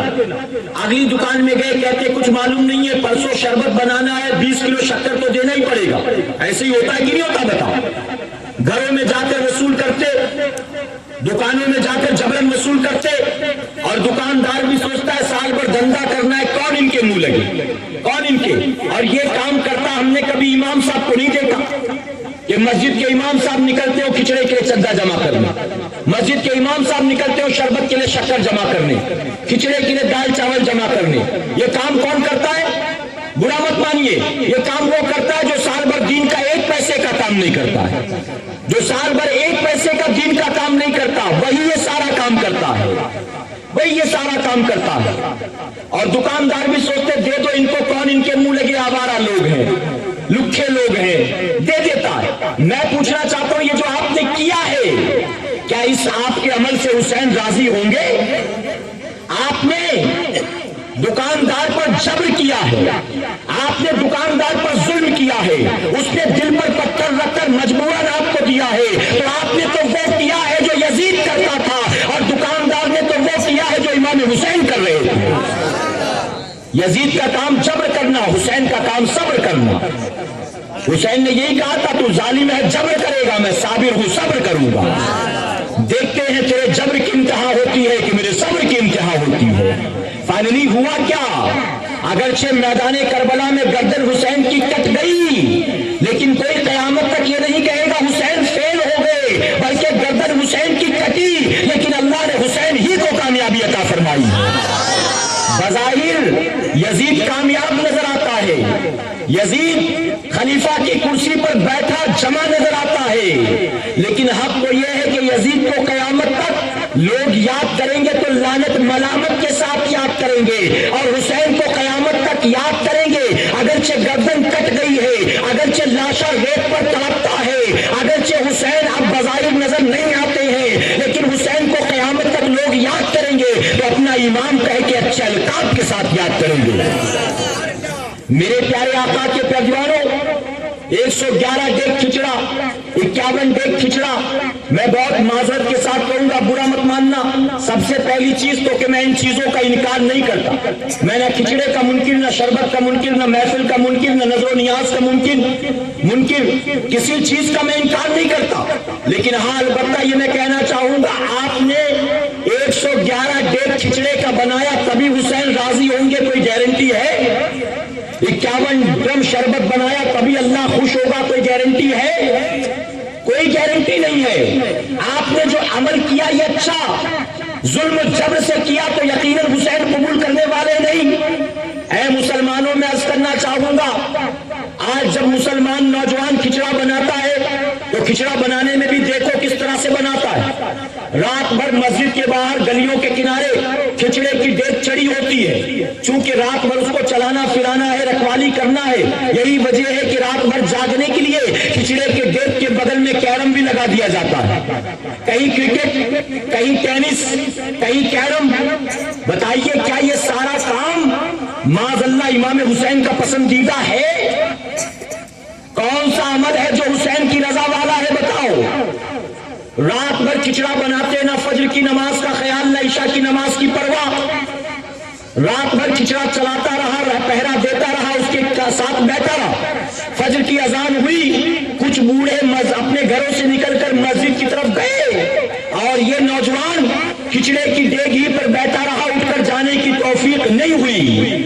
سمجھتا ہے ان بوڑھوں کمزوروں ریٹائرڈ لوگوں کو اللہ کے سجدے مجھ جنت میں لے کر جائیں گے اور مجھ کو کھچڑے کا ڈیگ جنت میں لے کر جائے گا، مجھ کو شربت کا ڈرم جنت میں لے کر جائے گا۔ میرے پیارے آقا کے پیروانوں، یہ سارا عمل باعث ثواب ہے، لیکن نمازیں چھوڑ کر سال میں ایک بار نہیں روزانہ کھچڑا بنا لو، ہرگز اللہ راضی ہونے والا نہیں، ہرگز امام حسین خوش ہونے والے نہیں ہیں۔ 111 ڈیگ کھچڑے کی بنائی آپ نے، بڑے صاحب کمال ہو گئے۔ ارے میں تو کہنا چاہتا ہوں کہ 111 ڈیگ کھچڑے کی نہ بنائی ہوتی، کاش کتنا اچھا ہوتا ایک ڈیگ کھچڑے کا بنایا ہوتا، شہدائے کربلا کے نام نذر کر دیا ہوتا، اور 110 ڈیگ کے کھچڑے کا پیسہ جو بچ گیا تھا اس 110 ڈیگ کھچڑے کے پیسے سے اپنی جوگیشوری کی سرزمین پر موجود بیواؤں کے گھر کا سال بھر کا راشن بھرا دیا ہوتا، یتیم بچوں کے اسکول کی فیس بھر دی ہوتی، کسی غریب کو دکان بھاڑے پر دلا دیا ہوتا، کسی غریب کو رکشہ دلا دیا ہوتا، ارے کسی غریب کے کھانے پینے کا انتظام کرا دیا ہوتا۔ ایک دن تم نے کھچڑا بنا کر ہزاروں لوگوں کو کھلا دیا، اس سے کئی گنا زیادہ پسندیدہ عمل اللہ کے نزدیک یہ ہوتا کہ کسی غریب کے گھر کا سال بھر کا تم نے راشن بنا دیا ہوتا۔ اور کھچڑا کھانے بھی کون آتا ہے؟ وہ آتے ہیں جن کے اپنے گھروں میں کھانے پینے کا سامان موجود ہے۔ ارے کاش تو نے کسی بیوہ کا خیال رکھا ہوتا، کسی یتیم کا خیال رکھا ہوتا، کاش تو نے شہدائے کربلا کی یاد میں کوئی ایسا کام کیا ہوتا جو کام بنیادی تھا، جو کام بنیادی تھا، قیامت تک لوگوں کے کام آتا۔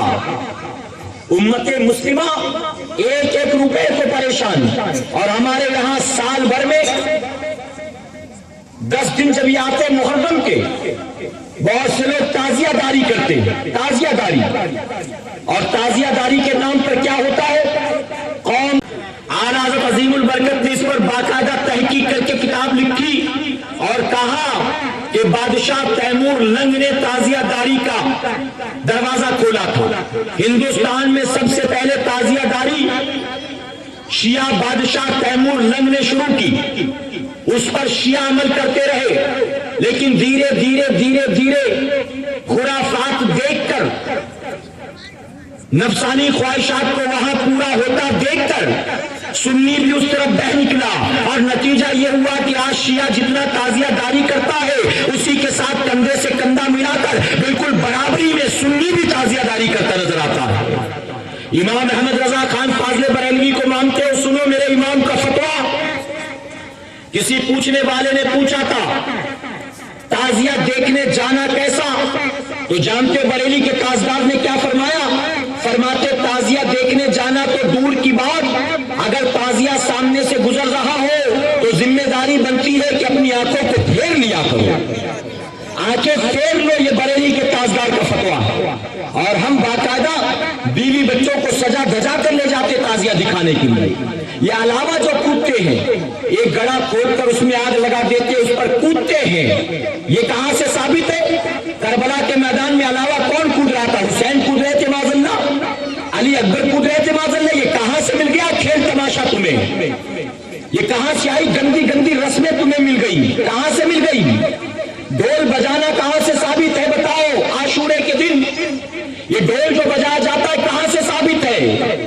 ارے مجھے تو شرم آتی، ولیوں کا عرس مناتے ہو، عرس کا کانسیپٹ کیا ہے یہی نہیں پتا ہے۔ جب عرس کے لیے سندل لے کر چلتے ہیں تو دیکھو کیا حال ہوتا ہے چلنے کا۔ کون سا خرافات ہے جو پایا نہیں جاتا ہے بتاؤ؟ کون سا خرافات ہے جس میں مسلمان مبتلا نہیں ہوتا بتاؤ؟ بڑے بڑے اسپیکر لگا دیا جسے کہتے ڈی جے سسٹم، قوالی بج رہی ہے، لڑکے معاذ اللہ ناچ رہے ہیں۔ ارے جن کی بارگاہ میں چادر لے کر جا رہے وہ بھی یہی سب کرتے تھے؟ یہ سب ان کا پسندیدہ عمل ہے کیا؟ یہ سارا کا سارا خرافات ہے، ساری کی ساری شیطانی حرکتیں ہیں۔ ہرگز ایسا کرنے سے نہ اللہ کے ولی راضی ہوں گے اور نہ اللہ راضی ہونے والا ہے۔ شیطان نے تمہیں ایسی غلط غلط رسموں میں مبتلا کر رکھا ہے کہ مسلمان اس سے نکل ہی نہیں پاتا ہے، اور یہی مسلمان جو زندگی بھر خرافات میں مبتلا رہتا ہے، کسی وہابی دیوبندی کے ہتھے چڑھ گیا، اس نے اس کا برین واش کیا، ہم سمجھاتے رہے، زندگی بھر نہیں سمجھا۔ کسی وہابی دیوبندی نے برین واش کر دیا، ان کی جماعت میں شامل ہو گیا، تو واپس آنے کے بعد کہتا ہے میں تو بہت بڑا گناہ گار اور سیاہ کار تھا، اب اللہ نے میری آنکھیں کھولی اور اللہ نے مجھ کو ہدایت عطا فرمائی۔ کہتا کہ نہیں کہتا؟ بتاؤ۔ آ کر کہتا اللہ نے مجھ کو ہدایت دے دی، اب تو میں نمازی بن گیا، اب تو قرآن کی تلاوت کرنے والا بن گیا، ورنہ پہلے تو میں خرافات کرتا تھا۔ میں پوچھنا چاہتا ہوں یہ جتنا خرافات ہم کر رہے ہیں، کیا ہمارے علماء نے اس میں سے کوئی چیز جائز قرار دی ہے؟ اعلیٰ حضرت عظیم البرکت وقت کے مجدد نہیں، مجدد اعظم، آپ نے بے شمار کتابیں لکھی، اور کتنی کتابیں جانتے ہو؟ 2 4 8 10 نہیں، بلکہ علماء نے تحقیق کر کے بتایا کہ اعلیٰ حضرت عظیم البرکت کی ٹوٹل زندگی، ٹوٹل ایج اور آپ کی زندگی بھر لکھی کتابیں دونوں کو کمپیئر کرتے ہیں تو پتہ چلتا ہے کہ امام احمد رضا خان فاضل بریلوی رضی اللہ عنہ ہر 4 گھنٹے میں امت مسلمہ کو ایک نئی کتاب دیتے نظر آ رہے ہیں۔ ہر 4 گھنٹے میں ایک نئی کتاب، ارے لکھنا تو دور کی بات، 4 گھنٹے میں ایک کتاب پڑھ کے ختم بھی نہیں کر سکتے۔ اور کتابیں کیسی؟ الف لیلا کے واقعات کی نہیں، قصے کہانیوں کی نہیں، لیلا مجنوں کی نہیں، بلکہ کتابیں کبھی نبی کے علم غیب کے ثبوت میں الدولت المکیہ جیسی کتاب لکھتے ہیں، اور کبھی وہابیوں دیوبندیوں کے خلاف فتاوی رضویہ جیسی کتاب لکھتے ہیں۔ میرے پیارے آقا کے پیروانوں، تمہید ایمان اٹھا کر دیکھ لو، کنز الایمان اٹھا کر دیکھ لو، ہدایت بخشش اٹھا کر دیکھ لو، امام احمد رضا خان فاضل بریلوی رضی اللہ عنہ نے سینکڑوں کتابیں لکھی، ان کتابوں میں لا کر دکھا دو میرے امام نے تعزیہ داری کو اگر جائز قرار دیا ہو تو لاؤ بتاؤ، علاوہ کودنے کو جائز قرار دیا ہو تو لاؤ بتاؤ، عورتوں کو مزار پر جانے کی اجازت دی ہو تو لاؤ بتاؤ، 10 محرم کو عاشورہ کے دن ڈھول گاجے باجے کی اجازت دی ہو تو لا کر دکھا دو، مرد عورتوں کی خلق ملک کی اجازت دی ہو تو لا کر بتا دو، علم بٹھانے کی، پنجے بٹھانے کی اجازت دی ہو تو لا کر بتا دو۔ ارے کوئی خرافات جو آج ہم کرتے ہیں، اگر میرے امام نے اس کو جائز قرار دیا ہو تو لا کر ہمیں ثابت کر دو، ہم مان لیں گے کہ ہم غلط لوگ ہیں۔ اے مسلمانوں، ہرگز ہمارے علماء نے ان خرافاتوں کی حمایت کبھی نہیں کی ہے، بلکہ اللہ رب العزت نے بریلی کے تاجدار کو اس صدی کا مجدد بنا کر پیدا کیا۔ میرے امام نے خرافات تو دور کی بات ہے، کبھی کسی بدعت کو ہوا نہیں دی ہے، بلکہ وقت کا مجدد زمین پر آیا ہے تو بدعتوں کا جنازہ نکالنے کے لیے آیا ہے، بدعتوں کی ہوا نکالنے کے لیے آیا ہے۔ اب اگر ہم اور آپ نہ مانیں اور خرافات کرتے رہیں تو قصوروار ہم ہیں، ہمارے امام کا اس میں کوئی قصور نہیں۔ یہ جو کچھ کرتے ہو، کیا اعلیٰ حضرت عظیم البرکت نے اس کی اجازت دی ہے؟ بتاؤ۔ خرافات ہم کریں، گالی ہمارے امام کو دی جائے، اور ہماری حرکتیں دیکھ کر جب 10 محرم کو ڈول بجاتے ہم تو بدعقیدہ کہتا دیکھو یہ بریلوی جا رہا ہے، جب مزار پر جا کر چادر میں منہ ڈال دیتے ہم تو بدعقیدہ کہتا دیکھو یہ بریلوی لوگ ہیں، جب عورتوں کو لے کر قبروں پر پہنچ جاتے ہم تو فوراً انگلی اٹھا کر کہتا دیکھو یہ بریلوی لوگ ہیں۔ ارے یہ بریلویوں کا کام نہیں ہے، یہ جاہلوں کا کام ہے۔ سچا پکا بریلوی وہ ہے، سچا پکا مسلک اعلیٰ حضرت کا ماننے والا وہ ہے جو نفس کی پیروکاری نہیں کرتا ہے بلکہ بریلی کے تاجدار کے فرمان پر عمل کیا کرتا ہے۔ محفلیں سجانا جائز، نظر و نیاز کرنا جائز، قرآن خوانی کرنا جائز، کھچڑا بنانا، شربت بنانا جائز، سبیلے لگانا جائز، یہ سارے عمل جائز ہیں، قرآن و سنت کے مطابق ہے۔ یقیناً اللہ تمہیں بھی ثواب دے گا، شہدائے کرب و بلا کو بھی انعام دے گا، لیکن اس کے علاوہ ہٹ کر جو سب کرتے ہو نا، ان میں کوئی عمل شریعت و سنت کے مطابق نہیں۔ میرے پیارے آقا علیہ الصلوۃ والتسلیم کے پیروانوں، امام عالی مقام سے اگر محبت کرتے ہو تو صرف 10-11 روزہ محبت نہ رہے بلکہ پوری زندگی امام حسین سے محبت کرو، کہو انشاءاللہ پوری زندگی۔ اور پوری زندگی محبت سے مراد یہ کہ زندگی گزرے تو نفس کے مطابق نہ گزرے تو امام حسین کے مطابق گزرے۔ یزید کیا کچھ کرتا، آج بتاؤ مسلمان وہی سب کرتا ہے کہ نہیں کرتا؟ آج کے دور کے مسلمان کو کسی نچنیے گویے کے طریقے پر چلنا ہو تو خوشی خوشی چلتا. کسی فلم میں کسی ہیرو نے بالیاں پہن لی، دوسرے دن اپنی گلیوں میں دیکھیے گا بہت سارے بالیاں پہننے والے نوجوان نظر آئے. کسی ہیرو نے سر منڈا لیا تو یہ نوجوان بھی سیلون میں لائن لگا کر سر منڈاتا ہے، دکان میں لائن لگا کر کان چھڑواتا ہے. کسی ہیرو نے کسی فلم میں ہیئر بینڈ لگا لیا تو مسلمان کو شرم نہیں آتی کہ میری بہن بھی لگاتی ہے میں بھی لگاؤں گا لوگ کیا کہیں گے، بلکہ ہیئر بینڈ لگا لیتا ہے، ہیئر بینڈ لگاؤں گا لوگ مجھے ہیرو کہیں گے، ہیرو کہیں گے. اگر ہاتھ میں چوڑیاں پہن لے کوئی ہیرو تو ہمارا نوجوان بھی چوڑیاں پہن لیتا ہے، شرم نہیں آتی اس کو. ارے میں تو کہتا ہوں معذرت کے ساتھ 2-4 سال کے بعد اگر کوئی ہیرو کسی فلم میں ساڑی پہن لے گا تو ہماری گلیوں میں بھی نوجوان ساڑی پہن کر کرکٹ کھیلتے نظر آئیں گے، ساڑی پہن کر گھومتے نظر آئیں گے. وہ جانتے ہیں میں ساڑی پہن کر نکلوں گا لوگ مجھے آپا اور خالہ کہہ کے نہیں بلائیں گے، لوگ مجھے سلمان خان کہہ کے بلائیں گے، کیونکہ فلاں فلم میں سلمان خان نے پہنا ہے تو لوگ مجھے ہیرو سے کمپیئر کریں گے. ارے نچنیوں گویوں کے طریقے کو آج کے دور کا مسلمان مسکراتا ہوا اپنا لیتا ہے، لیکن مسلمان سے نبی کی سنت پر عمل کرنا نہیں ہوتا. اگر ہم کہیں داڑھی رکھ لو نبی کی سنت ہے، یہ مسلمان داڑھی رکھنے میں شرط لوں گا لوگ جو ہے مجھ کو مولانا کہنے لگیں گے، میں داڑھی رکھ لوں گا لوگ مجھ کو جاب لیس کہیں گے، بے روزگار کہیں گے. اور اگر سنی دعوت اسلامی کے اجتماع میں آنے کے بعد کسی مبلغ سے دوستی ہو جانے کے بعد علماء اہل سنت کی سنگت میں اٹھنے بیٹھنے کے بعد کسی نوجوان کے دل میں جذبہ پیدا ہو گیا اپنے چہرے پر داڑھی کو سجانے کا اور نوجوان نے طے کیا کہ میں چہرے پر داڑھی سجاؤں گا تو اس کی ماں اس سے کہتی ہے ڈانٹتے ہوئے ارے چہرے پر داڑھی رکھ لے گا تجھے اپنی بیٹی کون دے گا، کون سی خوبصورت لڑکی تیرے نکاح میں آنا پسند کرے گی، داڑھی منڈا لے. میں کہتی ہوں اگر تو میرا بیٹا ہوگا اگر میرا خون ہوگا تو ابھی جا کر داڑھی منڈائے گا، اگر تو داڑھی منڈائے گا نہیں تو سوچ لے میں تجھ سے بات نہیں کروں گی، تیرا نکاح ہو جائے اس کے بعد داڑھی رکھ لینا چاہے جو کر لینا، میں ہرگز کچھ نہیں کروں گی، لیکن میرے جیتے جی میں تجھ کو داڑھی نہیں رکھنے دوں گی. ماں کہتی ہے داڑھی منڈا لے، باپ کہتا ہے میں 55-60 سال کا ہو گیا اب تک میں نے داڑھی نہیں رکھی تو داڑھی رکھتا ہے، ارے تیری وجہ سے مجھے باہر نکلنے میں شرم آتی ہے، لوگ میرا مذاق اڑائیں گے کہ تو بوڑھا ہو گیا تو نے داڑھی نہیں رکھا اور تیرا 25 سال کا جوان بیٹا داڑھی رکھتا ہے، باپ جیب سے پیسہ نکال کر دیتا ہے جا داڑھی منڈا کر آ کر مجھے اپنی شکل دکھانا، اور داڑھی نہیں منڈایا تو اپنی شکل مجھ کو مت دکھانا. بہن اپنے بھائی سے کہتی ہے کل تک تمہارے چہرے پر داڑھی نہیں تھی، میری سہیلیاں تمہیں فلاں ہیرو سے کمپیئر کرتی تھی، میری سہیلیاں کہتی تھی تمہارا بھائی تو فلاں ہیرو دکھتا ہے، اب تم نے داڑھی رکھ لی میری سہیلیاں میرا مذاق اڑاتی ہے، اب تمہاری وجہ سے میں نے گھر سے نکلنا کم کر دیا، سہیلیوں سے ملنا جلنا کم کر دیا، اب تمہاری داڑھی کی وجہ سے مجھ کو شرمانے لگی ہے، اپنی داڑھی منڈا لو ورنہ میں زندگی بھر آپ سے بات نہیں کروں گی. آج بہن روکتی ہے داڑھی مت رکھنا، آج ماں منع کرتی ہے داڑھی مت رکھنا، آج باپ روکتا ہے داڑھی مت رکھنا.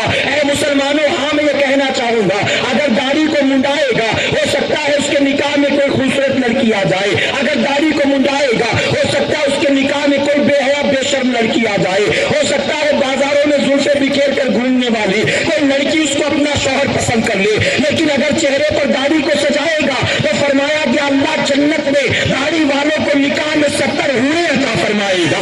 اگر مسلمانوں فیصلہ ہمارا ہے دنیا کی ایک لڑکی کے لیے کیا 70 حوروں کی قربانی دینا پسند کرو گے؟ ارے 70 حوریں پسند ہے تمہیں کیا دنیا کی ایک لڑکی پسند ہے؟ ہاں میں یہ بھی کہنا چاہوں گا میرے پیارے آقا کے پیروانوں یہ تصور مت کرنا کہ اگر داڑھی ہوگی تو اچھی لڑکی نہیں ملے گی، داڑھی نہیں ہوگی تبھی خوبصورت لڑکی ملے گی. میرے پیارے آقا کے پیروانوں اللہ تبارک تعالیٰ اپنے محبوب کی سنت پر عمل کرنے والوں کو بنا داڑھی والوں کے مقابلے بہتر بیویاں عطا فرماتا ہے. جانتے ہو کیوں؟ جو بچی بنا داڑھی والے کے نکاح میں آتی ہے وہ جانتی ہے یہ داڑھی والا نہیں ہے، ضرور فلمیں دکھائے گا مجھے، جینس ٹی شرٹ پہنا کر گھمائے گا مجھے، باہوں میں باہیں ڈال کر پارٹی میں شادی بیاہ میں لے جائے گا، اتوار کو ضرور مجھے جوہو چوپاٹی گھمانے لے جائے گا. یہ داڑھی والا نہیں ہے، مجھے نقاب کے لیے نہیں کہے گا، پردے کے لیے نہیں کہے گا، میں سیریل دیکھوں گی روک ٹوک نہیں کرے گا. تو وہ جانتی ہے داڑھی والا نہیں، اس کا مطلب سنت و شریعت پر عمل کرنے والا نہیں ہے، میں جیسی ہوں ویسے یہ بھی ہے، اب جیسے چاہوں گی زندگی مزے سے گزاروں گی، لیکن داڑھی والے کے نکاح میں جب کوئی بچی آتی ہے تو اچھی طرح سے جانتی ہے یہ داڑھی والا ہے، مجھ کو بھی نقاب پہننے کو کہے گا، یہ داڑھی والا ہے، مجھے فلمیں نہیں دکھائے گا، یہ داڑھی والا ہے، زلفوں کو بکھیر کر بازار میں جانے نہیں دے گا، یہ داڑھی والا ہے، مجھے گھمانے پھرانے کے چکر میں نمازیں قضا نہیں کرے گا۔ تو اللہ داڑھی والوں کو بنا داڑھی والوں کے مقابلے نیک بیویاں عطا فرماتا ہے، اور داڑھی والے جو نہیں ہوتے ہیں ان کے نکاح میں اچھی لڑکیاں نہیں آتی، ہاں آتی ہیں ان کے نکاح میں بھی کبھی کبھی اچھی لڑکیاں، لیکن میں جو دنیاوی اعتبار سے کہتا ہوں، میرے پیارے آقا علیہ الصلوۃ والتسلیم کے پیروانوں، جانتے ہو جو چہرے پر داڑھی کو سجاتا ہے اس کے جسم کی بناوٹ کیسی بھی ہو، اس کے جسم کی رنگت کیسی بھی ہو، ایک صحابی رسول کے مدینہ منورہ میں جسم کالا تھا، چہرہ بہت خوبصورت نہیں تھا، وہ نکاح کا جہاں پیغام دیتے لوگ ٹھکرا دیتے تھے، کوئی اپنی بچی کا نکاح ان سے کرانے کو تیار نہیں تھا، جب ان کا انتقال ہو گیا ان کے جنازے کو قبر میں اتارا گیا، صحابہ نے ان کو دفن کر دیا، آقا مسکرانے لگے، صحابہ نے عرض کیا یا رسول اللہ صلی اللہ علیہ وسلم، اے آقا مسکرانے کی وجہ کیا ہے؟ آج سے پہلے کئی مرتبہ ہم آپ کے ساتھ جنازے میں شامل ہوئے، لیکن میت کو دفن کرنے کے بعد ہم نے کبھی آپ کو مسکراتا نہیں دیکھا، اے آقا آج مسکرانے کی وجہ کیا ہے؟ وہ جانتے میرے آقا نے کیا فرمایا؟ آقا فرماتے میں اس لیے مسکراتا ہوں، ارے میرا یہ غلام جس سے دنیا میں کوئی لڑکی نکاح کرنے کو تیار نہیں تھی، اب جب ہم نے اس کو قبر میں دفن کر دیا تو میری آنکھیں دیکھتی ہیں جنت کی ہر حور جو ہے ان پر قربان ہو جانا چاہتی ہے، ہر حور ان پر نثار ہونا چاہتی ہے، اور جنت کی ہر حور اللہ سے یہی دعا کر رہی ہے اے اللہ تو ان سے ہمارا نکاح کرا دے، اے اللہ تو ان سے ہمارا نکاح کرا دے۔ اے مسلمانوں، جو آقا کی سنتوں کا پابند ہوتا ہے اللہ اسے رسوا ذلیل نہیں کرتا ہے، اللہ اس کو دونوں جہاں میں سرخروئی عطا فرماتا ہے، دونوں جہاں میں عزت عطا فرماتا ہے۔ آج کے ترقی یافتہ دور کا نوجوان نچنیوں گویوں سے محبت کرتا ہے لیکن آقا کی سنتوں سے محبت نہیں کرتا۔ میں پوچھنا چاہتا ہوں اے سنیوں، اے حسینیوں، ذرا دل پر ہاتھ رکھ کر جواب دو، داڑھی منڈانا یہ حسین کا کام ہے کہ یزید کا کام ہے؟ آقا نے پہلے ہی نشاندہی فرمائی تھی، بنو امیہ میں ایک نوجوان ہوگا جو میری سنتوں کا مذاق اڑائے گا، میری سنتوں کو چھوڑ دے گا، اس کا نام یزید ہوگا۔ اے مسلمانوں، داڑھی منڈانا گویا یزید پلیت کا کام ہے اور چہرے پر داڑھی سجانا امام حسین کا کام ہے۔ ہم کہتے غوث اعظم کے چاہنے والے، غریب نواز کے چاہنے والے، امام حسین کے چاہنے والے، نوجوان علی اکبر کے چاہنے والے، امام مسلم کے چاہنے والے، اے مسلمانوں غوث اعظم تو پیارے ہیں، غوث اعظم کا چہرہ ہمیں پسند نہیں معاذ اللہ، غریب نواز تو پیارے ہیں، غریب نواز کا چہرہ ہمیں پسند نہیں معاذ اللہ، حسین سے محبت ہے، حسین کے چہرے سے محبت نہیں ہے معاذ اللہ۔ صبح جب ہوتی ہے تو ہمارے یہاں کا مسلمان نوجوان سب سے پہلے اپنے چہرے سے داڑھی کو منڈانے کی فکر کرتا ہے، صبح اٹھتے ہی سب سے پہلے شیونگ کی فکر کہ میں چہرہ جلدی سے شیو کر لوں، کہیں کسی نے دیکھا اس حالت میں تو کہے گا بیمار معلوم دیتا ہے، ایسا سمجھے گا نوکری چھوٹ گئی بے روزگار معلوم دیتا ہے۔ میرے پیارے آقا کے پیروانوں، ہمیں مائیکل جیکسن کا چہرہ پسند ہے، ہمیں شرابیوں زانیوں کا چہرہ پسند ہے، ہمیں پسند نہیں تو اپنے نبی کا چہرہ پسند نہیں ہے، ہمیں صدیق اکبر کا چہرہ پسند نہیں ہے، ہمیں عمر فاروق اعظم کا چہرہ پسند نہیں ہے، جن کے نام یہ 11-12 روزہ محفلیں سجاتے ہو ان حسین کا چہرہ پسند نہیں۔ اگر واقعی حسین سے محبت ہے آج کے بعد اپنا چہرہ یزید کی طرح نہ بنانا تو امام حسین کی طرح چہرہ بنانا انشاءاللہ۔ جانتے ہو میرے آقا کی بارگاہ میں 2 یہودی آئے، اپنے بادشاہ کا میسج لے کر آئے تھے، داڑیاں نہیں تھی چہرے پر، آقا نے فوراً اپنا چہرہ پھیر لیا، صحابہ نے عرض کیا یا رسول اللہ صلی اللہ علیہ وسلم، اے آقا یہ مسلمان نہیں ہے، یہ یہودی ہے، آپ ان کی طرف توجہ فرمائیں، اپنے بادشاہ کا میسج لائے ہیں۔ آقا فرماتے یہودی ہے تو کیا ہوا؟ کیا انہیں معلوم نہیں یہ جس نبی کے ماننے والے ہیں وہ اللہ موسیٰ علیہ السلام داڑھی منڈانے والے نہیں تھے، بلکہ وہ بھی چہرے پر داڑھی سجانے والے تھے۔ اے مسلمانوں، یہاں تک فرمایا گیا کہ قبر کے اندر ایک داڑھی والا گیا، ایک بنا داڑھی والا گیا، دونوں گنہگار و سیاہ کار، دونوں کے پاس کوئی نیکی نہیں۔ آپ نے دیکھا ہوگا بہت سے داڑھی والے بھی بدعمل ہوتے ہیں نا، داڑھی ہوتی لیکن جھوٹ بھی بولتے ہیں، داڑھی ہوتی لیکن نماز نہیں پڑھتے۔ تو داڑھی رکھ لینے سے کوئی فرشتہ نہیں بن جاتا ہے، بلکہ داڑھی رکھنے کے باوجود بھی آدمی گناہوں میں مبتلا رہتا ہے۔ دو ایسے لوگ قبر میں گئے، فرمایا گیا جب نکیرین آئے حساب کتاب لینے تو حدیث مبارکہ میں آتا ہے کہ بنا داڑھی والے کو نکیرین پیر کی ٹھوکر مار کر جگاتے ہیں، اور داڑھی والے گناہگار کو نکیرین ادب سے جگایا کرتے ہیں۔ اعمال دونوں کے اچھے نہیں، لیکن صرف داڑھی کی وجہ سے اس کا لحاظ رکھا گیا۔ اور ایک حدیث مبارکہ میں آیا قیامت کے دن رب تبارک تعالیٰ ایک داڑھی والے کے حوالے سے فیصلہ کرے گا، اے فرشتوں لے جاؤ اس کو جہنم میں ڈال دو۔ فرشتے کھینچتے ہوئے لے جا رہے ہوں گے، وہ جا تو رہا ہوگا جہنم کی جانب، لیکن پلٹ پلٹ کر دیکھے گا۔ رب تبارک تعالیٰ فرماتا ہے ذرا اس کو دوبارہ لاؤ۔ دوبارہ اللہ کی بارگاہ میں پیش کیا گیا۔ رب تبارک تعالیٰ نے فرمایا اے بندے تجھ کو جہنم کا حکم ہوا، تو جا رہا تھا لیکن پلٹ پلٹ کر دیکھتا کیوں تھا؟ اگرچہ میرا پروردگار سب جانتا ہے، لیکن قیامت تک آنے والے بندوں کو بتانے کے لیے رب تبارک تعالیٰ فرماتا ہے کہ تو پلٹ پلٹ کر دیکھتا کیوں تھا؟ وہ بندہ عرض کرتا مولا میں گناہگار و سیاہکار ہوں، میں جانتا ہوں میرے اعمال میں کوئی ایسی چیز نہیں ہے جو مجھ کو جنت تک پہنچا سکے۔ اے اللہ میری بدعمالیاں مجھ کو جہنم ہی میں لے جانے والی ہے، لیکن مولا میں تو صرف پلٹ پلٹ کر تجھے اس لیے دیکھتا تھا، میں گناہگار و سیاہکار میں جہنم میں جاتا ہوں، لیکن تیرے حبیب کی سنت جو میں نے چہرے پر سجایا ہے، آخر سنت کا کیا قصور ہے؟ اس نے کون سا قصور کیا؟ اس کو مجھ گناہگار کے ساتھ جہنم میں کیوں جلایا جائے گا؟ میں بس اسی لیے چاہتا تھا اے مولا کوئی ایسا انتظام کر دے تیرے حبیب کی سنت جہنم میں جانے سے بچ جائے۔ اللہ کی رحمت جوش میں آتی ہے، رب تبارک تعالیٰ فرماتا ہے میرے بندے تیرے پاس کوئی اور نیکی نہیں ہے، جہاں میں نے تیرے چہرے پر داڑھی رکھنے کی بنیاد تیرے زندگی بھر کے گناہوں کو معاف کیا، اے فرشتے اب جہنم میں نہیں لے جاؤ اس کو جنت کے اندر داخل کر دو۔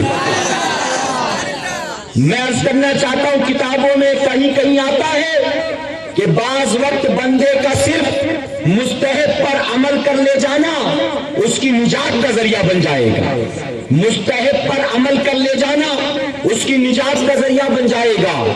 داڑھی رکھنا مستحب نہیں، میرے آقا کی سنت مبارکہ ہے، اور سنت ہی نہیں بلکہ بعض علماء نے لکھا کہ یہ واجب کے قریب ہے، واجب کے قریب۔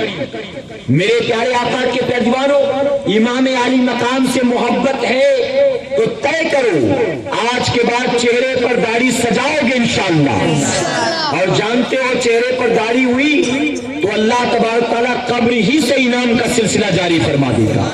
اسی لیے بریلی کے تاجدار فرماتے ہیں لحد میں عشق رخ شہ کا داغ لے کے چلے، لحد میں عشق رخ شہ کا داغ لے کے چلے، اندھیری رات سنی تھی چراغ لے کے چلے۔ تو امام عالی مقام سے محبت ہے، چہرے پر داڑھی سجاؤ گے کہو انشاءاللہ۔ میرے پیارے آقا کے پیروانوں، آپ یہاں توجہ رکھیں، ہماری بزم میں آج ساتھیوں نے انتظامیہ نے دعوت دی تھی، حاجی عرفات شیخ صاحب اس وقت آپ کے سامنے موجود ہیں، وہ دعوت پر لبیک کہتے ہوئے یہاں پر آئے ہیں۔ الحمدللہ میرے پیارے آقا علیہ الصلوۃ والتسلیم کے پیروانوں، میں اپنی گفتگو کو آگے بڑھاتا ہوں اور میں گزارش کروں گا جیسے توجہ کے ساتھ آپ سن رہے تھے ویسے ہی سنیں گے کہ انشاءاللہ۔ الحمدللہ ہمیں خوشی ہوتی ہے میرے پیارے آقا علیہ الصلوۃ والتسلیم کے پیروانوں کے الحمدللہ اہل سنت والجماعت کے اندر ایسے جیالے بھی موجود ہیں الحمدللہ کہ جو وقتاً فوقتاً ضرورت پڑتی ہے تو دین و سنیت کی خدمت بھی کرتے نظر آتے ہیں، اور یہاں پر یہ اس وقت بحیثیت ہمارے مہمان اور بحیثیت سنی اور ہماری جماعت سے تعلق رکھتے ہیں، اس لیے یہاں پر حاضر آئے ہیں۔ میں گزارش کروں گا کہ الحمدللہ مہمان کا خیر مقدم اور مہمان کا استقبال یا مہمان کی مہمان نوازی ہمیشہ جو ہے کھلے دل کے ساتھ کرنی چاہیے، اور الحمدللہ ہم نے دعوت دی، وہ دعوت پر لبیک کہتے ہوئے یہاں پر آئے، ہم ان کا خیر مقدم کرتے ہیں۔ انتظامیہ کی طرف سے سنی دعوت اسلامی کی طرف سے اور اپنی طرف سے اللہ رب العزت ذکر حسین کی محفل میں ان کا آنا قبول فرمائے، اور آج کی شب یہاں جو کچھ ہم جتنے بھی لوگ ہم حاضر ہیں، اللہ اسے قیامت کے دن ہمارے لیے ہم سب کے ماں باپ کے لیے بخشش اور نجات کا ذریعہ بنائے۔ میں گفتگو آگے بڑھاتا ہوں، ایک مرتبہ محبت سے درود شریف پڑھ لیں۔ صلی اللہ علیہ نبی الامی وآلہ صلی اللہ علیہ وسلم، صلاۃ و سلام علیک یا رسول اللہ صلی اللہ علیہ وسلم۔ میرے پیارے آقا علیہ الصلوۃ والتسلیم کے پہلوان ہو تو میں عرض کر رہا تھا کہ ہم 11 روزہ محفل سجاتے ہیں، کھچڑا، شربت، نذر و نیاز، سبیل سب کچھ کرتے، لیکن ہم نے کربلا کے کانسیپٹ کو فراموش کر دیا۔ آخر کربلا کی جنگ کا ریزن کیا تھا، مقصد کیا تھا، امام حسین کیوں کر آئے تھے یزید کے مقابلے؟ اگر ہمارے ذہن میں یہ کانسیپٹ موجود ہو تو یقیناً کوئی مسلمان بدعملی کا شکار نظر نہیں آئے۔ بس اسی بات کو سمجھنے کی کوشش کریں مختصر وقت میں، اجازت ہے آپ کی؟ پھر ایک مرتبہ چاہوں گا کہ آپ ذرا توجہ دیں، یہاں پر محبت سے پورا مجمع ایک مرتبہ سبحان اللہ کہہ دیں، ایک مرتبہ درود شریف پڑھ لیں۔ صلی اللہ علیہ نبی الامی وآلہ صلی اللہ علیہ وسلم، صلاۃ و سلام علیک یا رسول اللہ صلی اللہ علیہ وسلم۔ تو میرے پیارے آقا علیہ الصلوۃ والتسلیم کے پہلوانوں میں عرض کر رہا تھا کربلا کے کانسیپٹ کو سمجھنے کی کوشش کریں۔ الحمدللہ ہم خوش عقیدہ سنی مسلمانوں کا ماننا ہے کہ امام حسین کربلا کے میدان میں اپنی دنیا سنوارنے نہیں آئے تھے، اپنے نانا کی دین کی حفاظت کے لیے آئے تھے۔ اچھا، بہت سے لوگ پوچھتے حسین ہی کیوں، حسین ہی کیوں؟ اور بھی تو بہت سارے مسلمان تھے، وہ نہیں آئے، حسین ہی مقابلے میں کیوں آئے؟ تو میں ان سے کہنا چاہتا ہوں جہاں تمہیں اس بات پر اعتراض ہے کہ حسین ہی کیوں آئے تنہا مقابلے پر، وہاں تم یہ کیوں نہیں سوچتے کہ یزید نے حسین ہی سے بیعت کی ضد کیوں کی تھی؟ اس نے بھی تو یہی ضد کی تھی کہ حسین سے بیعت کرنا، حسین سے بیعت کرنا۔ جب اس نے ضد کیا کہ حسین سے بیعت کرنا ہے تو حسین نے بھی ضد کیا، سر دوں گا لیکن تیرے ہاتھ پر اپنا ہاتھ نہیں دوں گا۔ میرے پیارے آقا کے پیروانوں، حسین نے اگر یزید کی بیعت خاموشی کے ساتھ کر لی ہوتی تو آج ہماری مسجدوں کے محراب و منبر سلامت نہ رہتے۔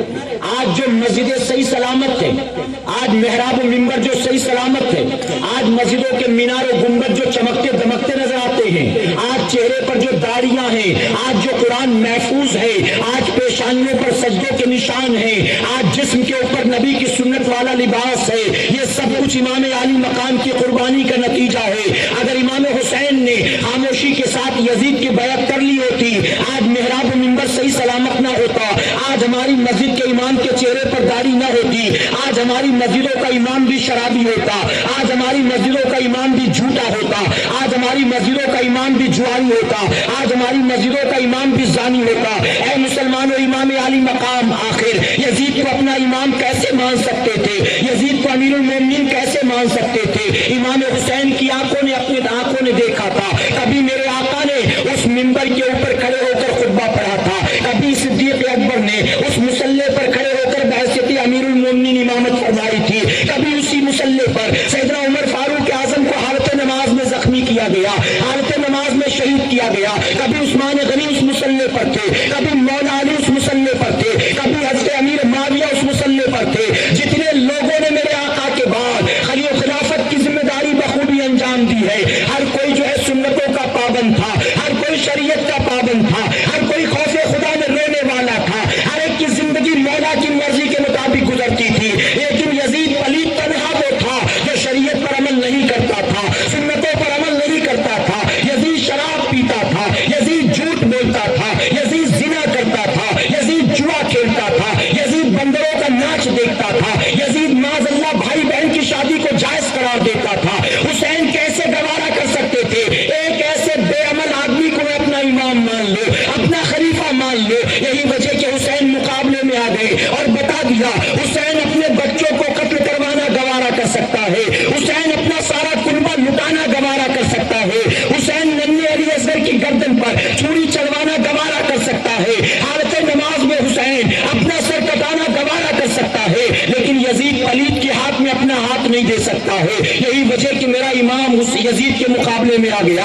اے سرکار مدینہ علیہ الصلوۃ والتسلیم کے پہلوانوں، کربلا کے کانسیپٹ کو سمجھنے کی کوشش کرو۔ حسین تخت و تاج کی لالچ میں نہیں آئے تھے، حسین جو ہے خلافت کی لالچ میں نہیں آئے تھے، حسین جو ہے امیر المومنین بننے کی لالچ میں نہیں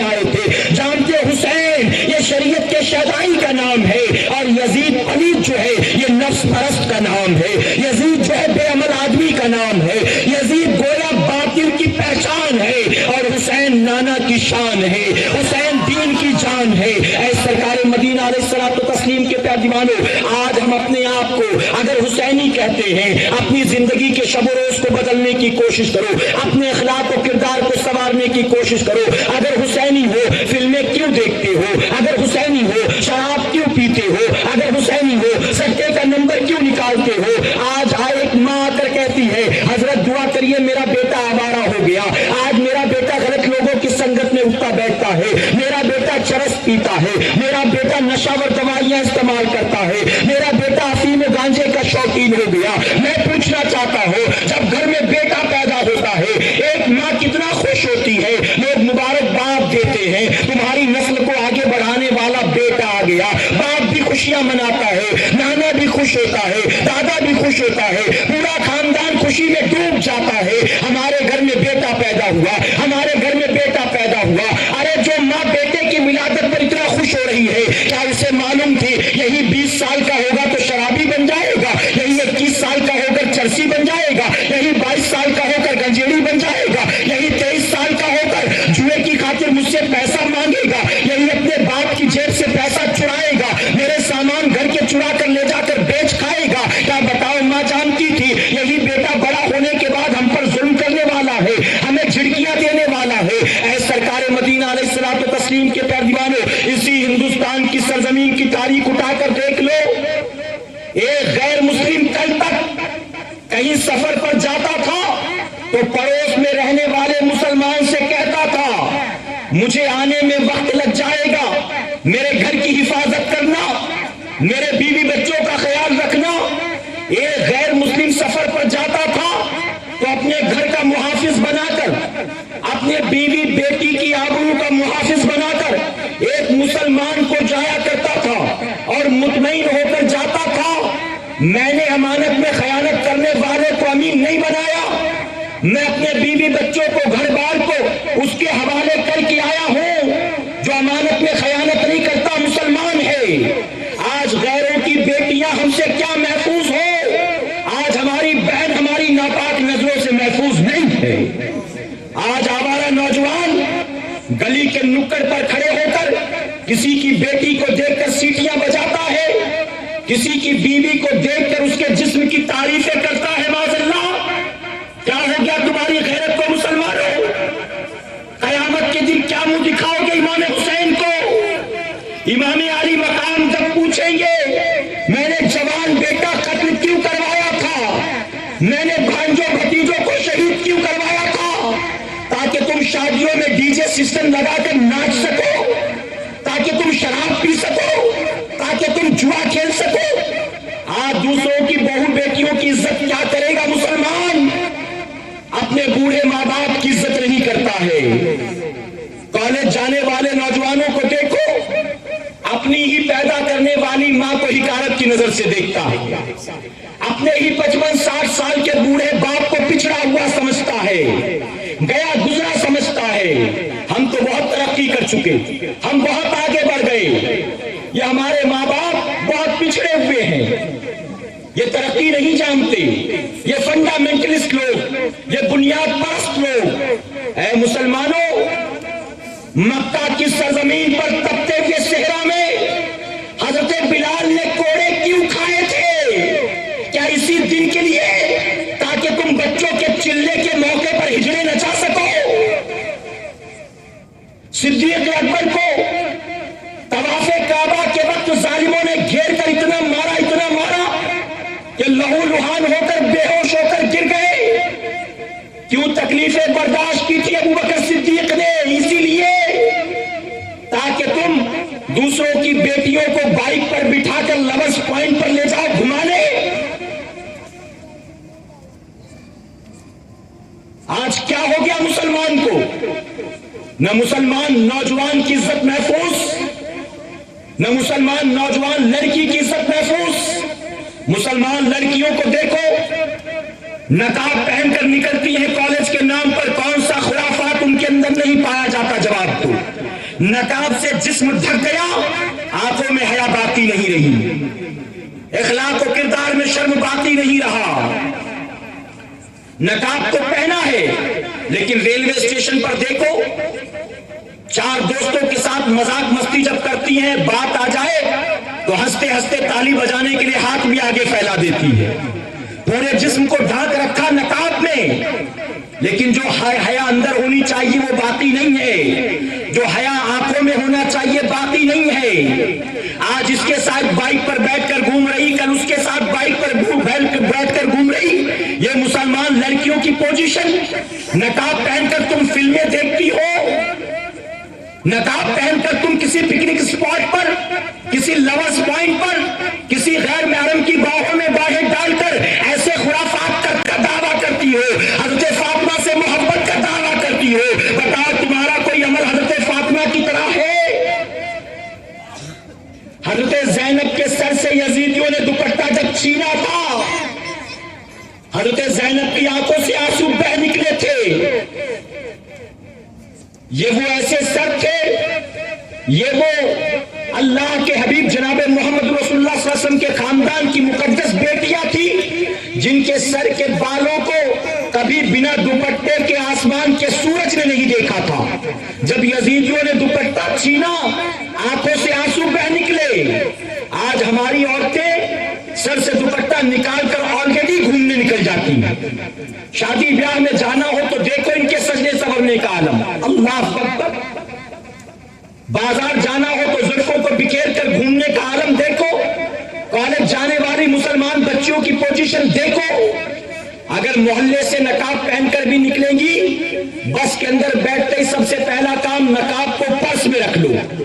کہیں کوئی ساتھ پڑھنے والا پڑھنے والی نقاب میں دیکھ لے، پھر وہ مجھے فنڈامنٹلسٹ سمجھے گا، پھر وہ مجھ سے جوک شیئر نہیں کرے گا، پھر وہ مجھ سے دوستی نہیں کرے گا۔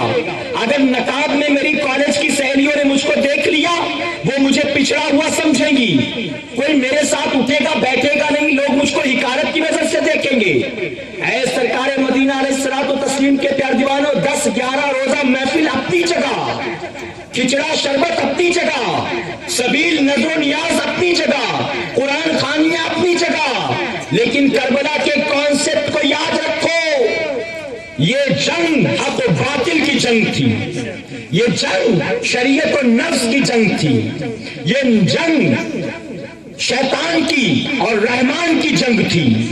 بس کانسیپٹ کو سمجھو، بدلو اپنی زندگی، کہو انشاءاللہ اپنی زندگی بدلو۔ قیامت کے دن کیا منہ دکھاؤ گے امام علی مقام کو؟ قیامت کے دن کیا جواب دو گے اپنے نبی کی بارگاہ میں؟ آج جب خرافات کرتے ہو، میرے پیارے آقا علیہ الصلوۃ والتسلیم کے پیار دیوانوں، بہت معذرت سے کہوں گا، ایک جگہ بارات نکلی، بارات کے آگے بینڈ باجے والے اور لڑکی کا باپ خوش ہو کر پیسے لٹا رہا۔ جب آخر میں بینڈ باجے والوں نے کاؤنٹ کیا تو لڑکی کے باپ نے پورے راستے میں تقریباً 25,000 روپے لٹائے۔ 25,000 روپے۔ ہم نے پوچھا کیا کاروبار ہے اس کا؟ تو لوگوں نے کہا فلموں میں جنریٹر بیچتا ہے۔ تو میں نے کہا ٹھیک ہے، یہ کمائی اسی لائق تھی کہ نچنیوں گویوں پر لٹایا جاتا ہے، یہ کمائی اسی لائق تھی۔ ارے 25,000 روپے صرف بینڈ باجے والوں پر لٹاتے ہو، اور کسی بیوہ کے لیے مانگا جائے، کسی یتیم کے لیے مانگا جائے، کسی مسجد کی تعمیر کے لیے مانگا جائے، کسی غریب کی اسکول کالج کی فیس کے لیے مانگا جائے، تو یہ مسلمان دل پر پتھر رکھ کر 10 روپے نکالتا ہے۔ 10 روپے۔ آج اپنی اولاد کو کانوینٹ اسکول میں پڑھانے کے لیے تم ہر مہینے ہزاروں خرچ کرتے ہو، لیکن قرآن پڑھانے کے لیے تمہیں 50 روپیہ بھی خرچ کرنا بار گزرتا ہے۔ 50 روپیہ خرچ کرنا بھاری گزرتا ہے، بھاری پڑتا ہے۔ میرے پیارے آقا کے پیار دیوانوں، غلط روش کو چھوڑ دو، پلٹ آؤ، توبہ کرو اللہ کی بارگاہ میں، گناہوں سے توبہ کرو، نیکیوں کا دل میں جذبہ پیدا کرو، کہو انشاءاللہ۔ اور آخر میں کہوں گا، آج یہاں جتنے موجود ہیں، ہماری مائیں بہنیں بچیاں جو سن رہی، سب عہد کریں، سب سے پہلے 5 وقت نماز کی پابندی کریں گے انشاءاللہ، اور محبت سے کہیں، میں جمعہ کا وعدہ نہیں لے رہا ہوں، ہوش و حواس میں سنیں، 5 وقت کا وعدہ لے رہا ہوں۔ جو 5 وقت پڑھنے والے ہیں، پھر ایک مرتبہ موقع دیتا ہوں، عرش کے فرشتے گواہ ہیں، جو 5 وقت نماز آج کے بعد پڑھیں گے کہیں انشاءاللہ۔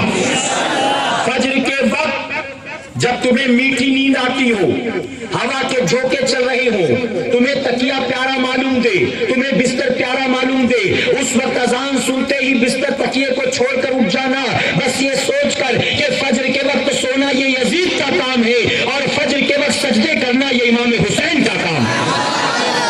मेरे प्यारे आका के पैरवारों, बिस्तर और तकिए से मोहब्बत करना यजीद का काम है और अल्लाह के सजदों से मोहब्बत करना इमाम हुसैन का काम है। करोगे इंशाअल्लाह। अब जाने के बाद जब सोना तो सुबह 8, 9 बजे 10 बजे का अलार्म नहीं लगाना, बल्कि इस तैयारी के साथ सोना कि फज्र की नमाज में उठना है इंशाअल्लाह। और अभी तो फज्र का वक्त काफी देर तक है ना, तकरीबन 6:45 तक है। अगर आप बहुत देर से सोए, रात के 2, 2:30, 3 बजे आप सोए, फिर भी आप इत्मीनान से 6, 6:15, 6:30 बजे भी उठकर नमाज पढ़ सकते हो ना, तो पढ़ोगे इंशाअल्लाह। कोई कायली सुस्ती नहीं, कोई बहानेबाजी नहीं, कोई टाल मटोल नहीं। मेरे आका फरमाते कयामत के दिन अल्लाह सबसे पहले तुमसे नमाज का हिसाब लेगा, सबसे पहले नमाज का हिसाब। तो नमाज की पाबंदी करोगे इंशाअल्लाह। मेरे प्यारे आका के पैरवानों, इमाम हुसैन जब करबला में आए थे ना, तो उनके पास बहुत उज्र था, चाहते तो नमाज छोड़ देते। आज हमारे घर में किसी का इंतकाल हो जाए, जवान बेटे का इंतकाल हो गया, क्या बाप नमाज की फिक्र करता है? बेटे की जुदाई में रोता पड़ा रहता है। जोहर का वक्त कब आया कब गया ख्याल नहीं, असर की नमाज कब कज़ा हो गई ख्याल नहीं। जवान बेटे की जुदाई क्या बूढ़ा बाप बर्दाश्त कर सकता है? टूट जाता है। माँ भी परेशान, नमाज का ख्याल नहीं उसको। बाप का इंतकाल हो गया, बेटा गम में टूट जाता है, नमाजें नहीं पढ़ता, कफन दफन में लगा है, खानदान वालों को इन्फॉर्म करने में लगा है, नमाज नहीं पढ़ता। ऐ मुसलमानों, किसी का इंतकाल हो जाए तो नमाज क्या पढ़े? हमारे यहाँ तो शादी ब्याह हो तो लोग नमाज नहीं पढ़ते, शादी ब्याह में लोग नमाज नहीं पढ़ते। एक लड़की जिसकी शादी हो रही हो, कल तक शादी नहीं हो रही थी, खूब नमाज पढ़ती, लेकिन अब जब शादी का दिन आया तो हाथ पैर में मेहंदी लगाकर बैठी 12 घंटे, नमाज की तौफीक नहीं होती। वो सोचे कि जितना देर तक मेहंदी लगी रहेगी उतना रंग चढ़ेगा मेहंदी का। अरे मैं अर्ज करना चाहूंगा, तूने 12 घंटे तक मेहंदी हाथ पैर में लगाकर 5 वक्त की नमाज को कज़ा कर दिया। काश तूने मेहंदी के रंग की फिक्र ना की होती, तूने 2-3 घंटे में हाथ पैर धो लिए होते और तूने नमाजों की हिफाजत की होती। अगर तेरी मेहंदी का रंग कुछ फीका पड़ भी गया होता, जब तू दुल्हन बनती, अल्लाह तेरे चेहरे को जो है नमाज का नूर अता फरमा देता, तेरे चेहरे को अल्लाह नूर अता कर देता, तेरी पेशानी में सजदों का नूर होता, तेरे चेहरे पर कुरान की तिलावत का नूर होता। तूने मेहंदी के रंग की फिक्र की लेकिन नमाज के नूर की फिक्र नहीं की। इसी तरह से जब हमारे यहाँ शादी ब्याह हो तो लोग नमाज नहीं पढ़ते, बल्कि शादी ब्याह में खो जाया करते हैं। ऐ मुसलमानों, किसी का इंतकाल हो जाए, हम नमाज की फिक्र नहीं करते। जरा देखो, इमाम हुसैन की आंखों के सामने एक जनाजा नहीं था, आपकी आंखों के सामने 72 लाशें रखी हुई थी। और 72 लाशें किसकी थी? अड़ोसियों पड़ोसियों की नहीं थी, बल्कि इमाम हुसैन के मुरीदीन थे, इमाम हुसैन के गुलाम थे, इमाम हुसैन के भाई थे, इमाम हुसैन के भतीजे थे, इमाम हुसैन के भांजे थे, इमाम हुसैन का जवान बेटा भी था, इमाम हुसैन का 6 महीने का लक्ते जिगर भी था। इमाम अली मकाम की आंखों के सामने 72 लाशें पड़ी थी। और जानते हो, एक एक को मेरा इमाम अपने कांधे पर उठा कर लाया था। किसी का हाथ कटा था, किसी के पैर कटे थे, किसी की आंखें पलट गई थी, किसी की जबान बाहर थी, किसी की गर्दन जिस्म से जुदा थी। 72 लाशें इमाम हुसैन की आंखों के सामने थी। लेकिन क्या इमाम हुसैन ने नमाज को कज़ा करना गवारा किया है? अरे 22,000 तलवारें सर पर लहरा रही थी। इमाम हुसैन जानते थे मैं अल्लाह का सजदा करूंगा, ये जालिम जिन्होंने 6 महीने के बेटे को नहीं छोड़ा, ये मुझे कहां छोड़ने वाले हैं। इमाम हुसैन को यकीन था मैं सजदा करूंगा, ये सजदा जिंदगी का आखिरी सजदा बन जाएगा, मैं सर झुका तो लूंगा, सर को उठाने का मौका नहीं मिलेगा। लेकिन हुसैन जानते थे अगर मैंने नमाज कज़ा कर दिया, कयामत तक लोग करबला की तारीख को पढ़ेंगे, कयामत तक लोग मेरी जिंदगी को पढ़ेंगे और वो भी नमाज़ें कज़ा करना शुरू कर देंगे। हुसैन ने हालत सजदा में तपते हुए सेहरा में तयम्मुम करके नमाज की हालत में अपनी गर्दन को कटा के बता दिया, ऐ कयामत तक आने वाले मुसलमानों गवाह हो जाना, हुसैन को अपनी गर्दन कटाना गवारा कर सकता है लेकिन नमाज छोड़ना गवारा नहीं कर सकता है। अरे हुसैन नमाज जो है हालत सजदा में गर्दन कटा दे लेकिन नमाज कज़ा ना करे। आज का मुसलमान 100-100 रुपए के लिए नमाज छोड़ता है, 50-50 रुपए के लिए नमाज छोड़ता है। ये रिक्शा चलाने वाले 20 نماز پڑھنے جائیں گے ہم کو سیٹ نوکری سے نکال دے گا، ہم نماز پڑھنے جائیں گے ہمارا کسٹمر بھاگ جائے گا، ہم نماز پڑھنے جائیں گے ہماری روزی میں خسارہ آ جائے گا، ہم تو 10-10 20-20 روپے کے لیے نماز قضا کرتے ہیں، اور امام علی مقام نے اپنی جان کی پرواہ نہیں کی اور نماز کی حفاظت کی ہے۔ اگر واقعی امام حسین سے محبت ہے 100% نہیں 1% بھی محبت کرتے ہو، آج کے اجتماع سے اٹھنے سے پہلے ہر مسلمان طے کر لے گا آج کے بعد سب کچھ گوارا ہے لیکن نماز قضا کرنا گوارا نہیں ہے۔ بتاؤ عمل کرو گے انشاءاللہ؟ آج جب جا کر سونا تو فجر کی نماز کے وقت بستر پر نظر مت آنا تو مصلی پر نظر آنا انشاءاللہ۔ اللہ اپنے حبیب کے نالین کے صدقے ہمیں آپ کو سب کو کہنے سننے سے زیادہ عمل کرنے کی توفیق عطا فرمائے۔ میرے پیارے آقا علیہ الصلوۃ والتسلیم کے پیروانوں، اللہ رب العزت نے جو کچھ توفیق عطا فرمائی اپنے شعور کے مطابق میں نے کچھ معروضات آپ کے گوش گزار کیے، میں اپنی گفتگو کو یہی مکمل کرتا ہوں۔ آخر میں آپ جانتے ہیں کہ سنی دعوت اسلامی کا الحمدللہ 3 روزہ عظیم الشان روح پرور سالانہ سنی اجتماع ہر سال کی طرح اس سال بھی وادی نور آزاد میدان میں آنے والے مہینے کی 14، 15 اور 16 تاریخ کو یعنی 14، 15 اور 16 دسمبر کو سنی دعوت اسلامی کا 22واں 3 روزہ عظیم الشان روح پرور سالانہ سنی اجتماع انشاءاللہ وادی نور آزاد میدان میں ہونے جا رہا ہے۔ 14 تاریخ جمعہ ہے، بعد نماز جمعہ رات 9 بجے تک صرف خواتین کے لیے اجتماع ہوگا، اور 15 تاریخ سنیچر ہے، فجر سے لے کر انشاءاللہ 16 اتوار ہے عشاء تک مردوں کے لیے اجتماع ہوگا۔ میری آپ تمام سے گزارش ہے 14 کو اپنے گھروں سے عورتوں کو روانہ کریں، اور 15 اور 16 تاریخ کو ساری ذمہ داریوں کو آپ ایک طرف رکھتے ہوئے وادی نور آزاد میدان کے سالانہ سنی اجتماع میں آئیں، اور جتنا ممکن ہے دعوت کو خوب عام کرنے کی کوشش کریں۔ اللہ اپنے محبوب کے صدقہ و فعل ہمیں آپ کو سب کو کہنے سننے سے زیادہ عمل کرنے کی توفیق عطا فرمائے۔ درمیان گفتگو مجھ سے جانے انجانے میں کسی طرح کی غلطی خامی رہ گئی، آپ سب کو گواہ بنا کر میں سچے دل سے توبہ کرتا ہوں۔ اللہ رب العزت میری توبہ قبول فرمائے، اور ہماری آج کی محفل کو قیامت کے دن ہمارے لیے، ہمارے ماں باپ کے لیے بخشش اور نجات کا ذریعہ بنائے۔ وما علینا الا البلاغ۔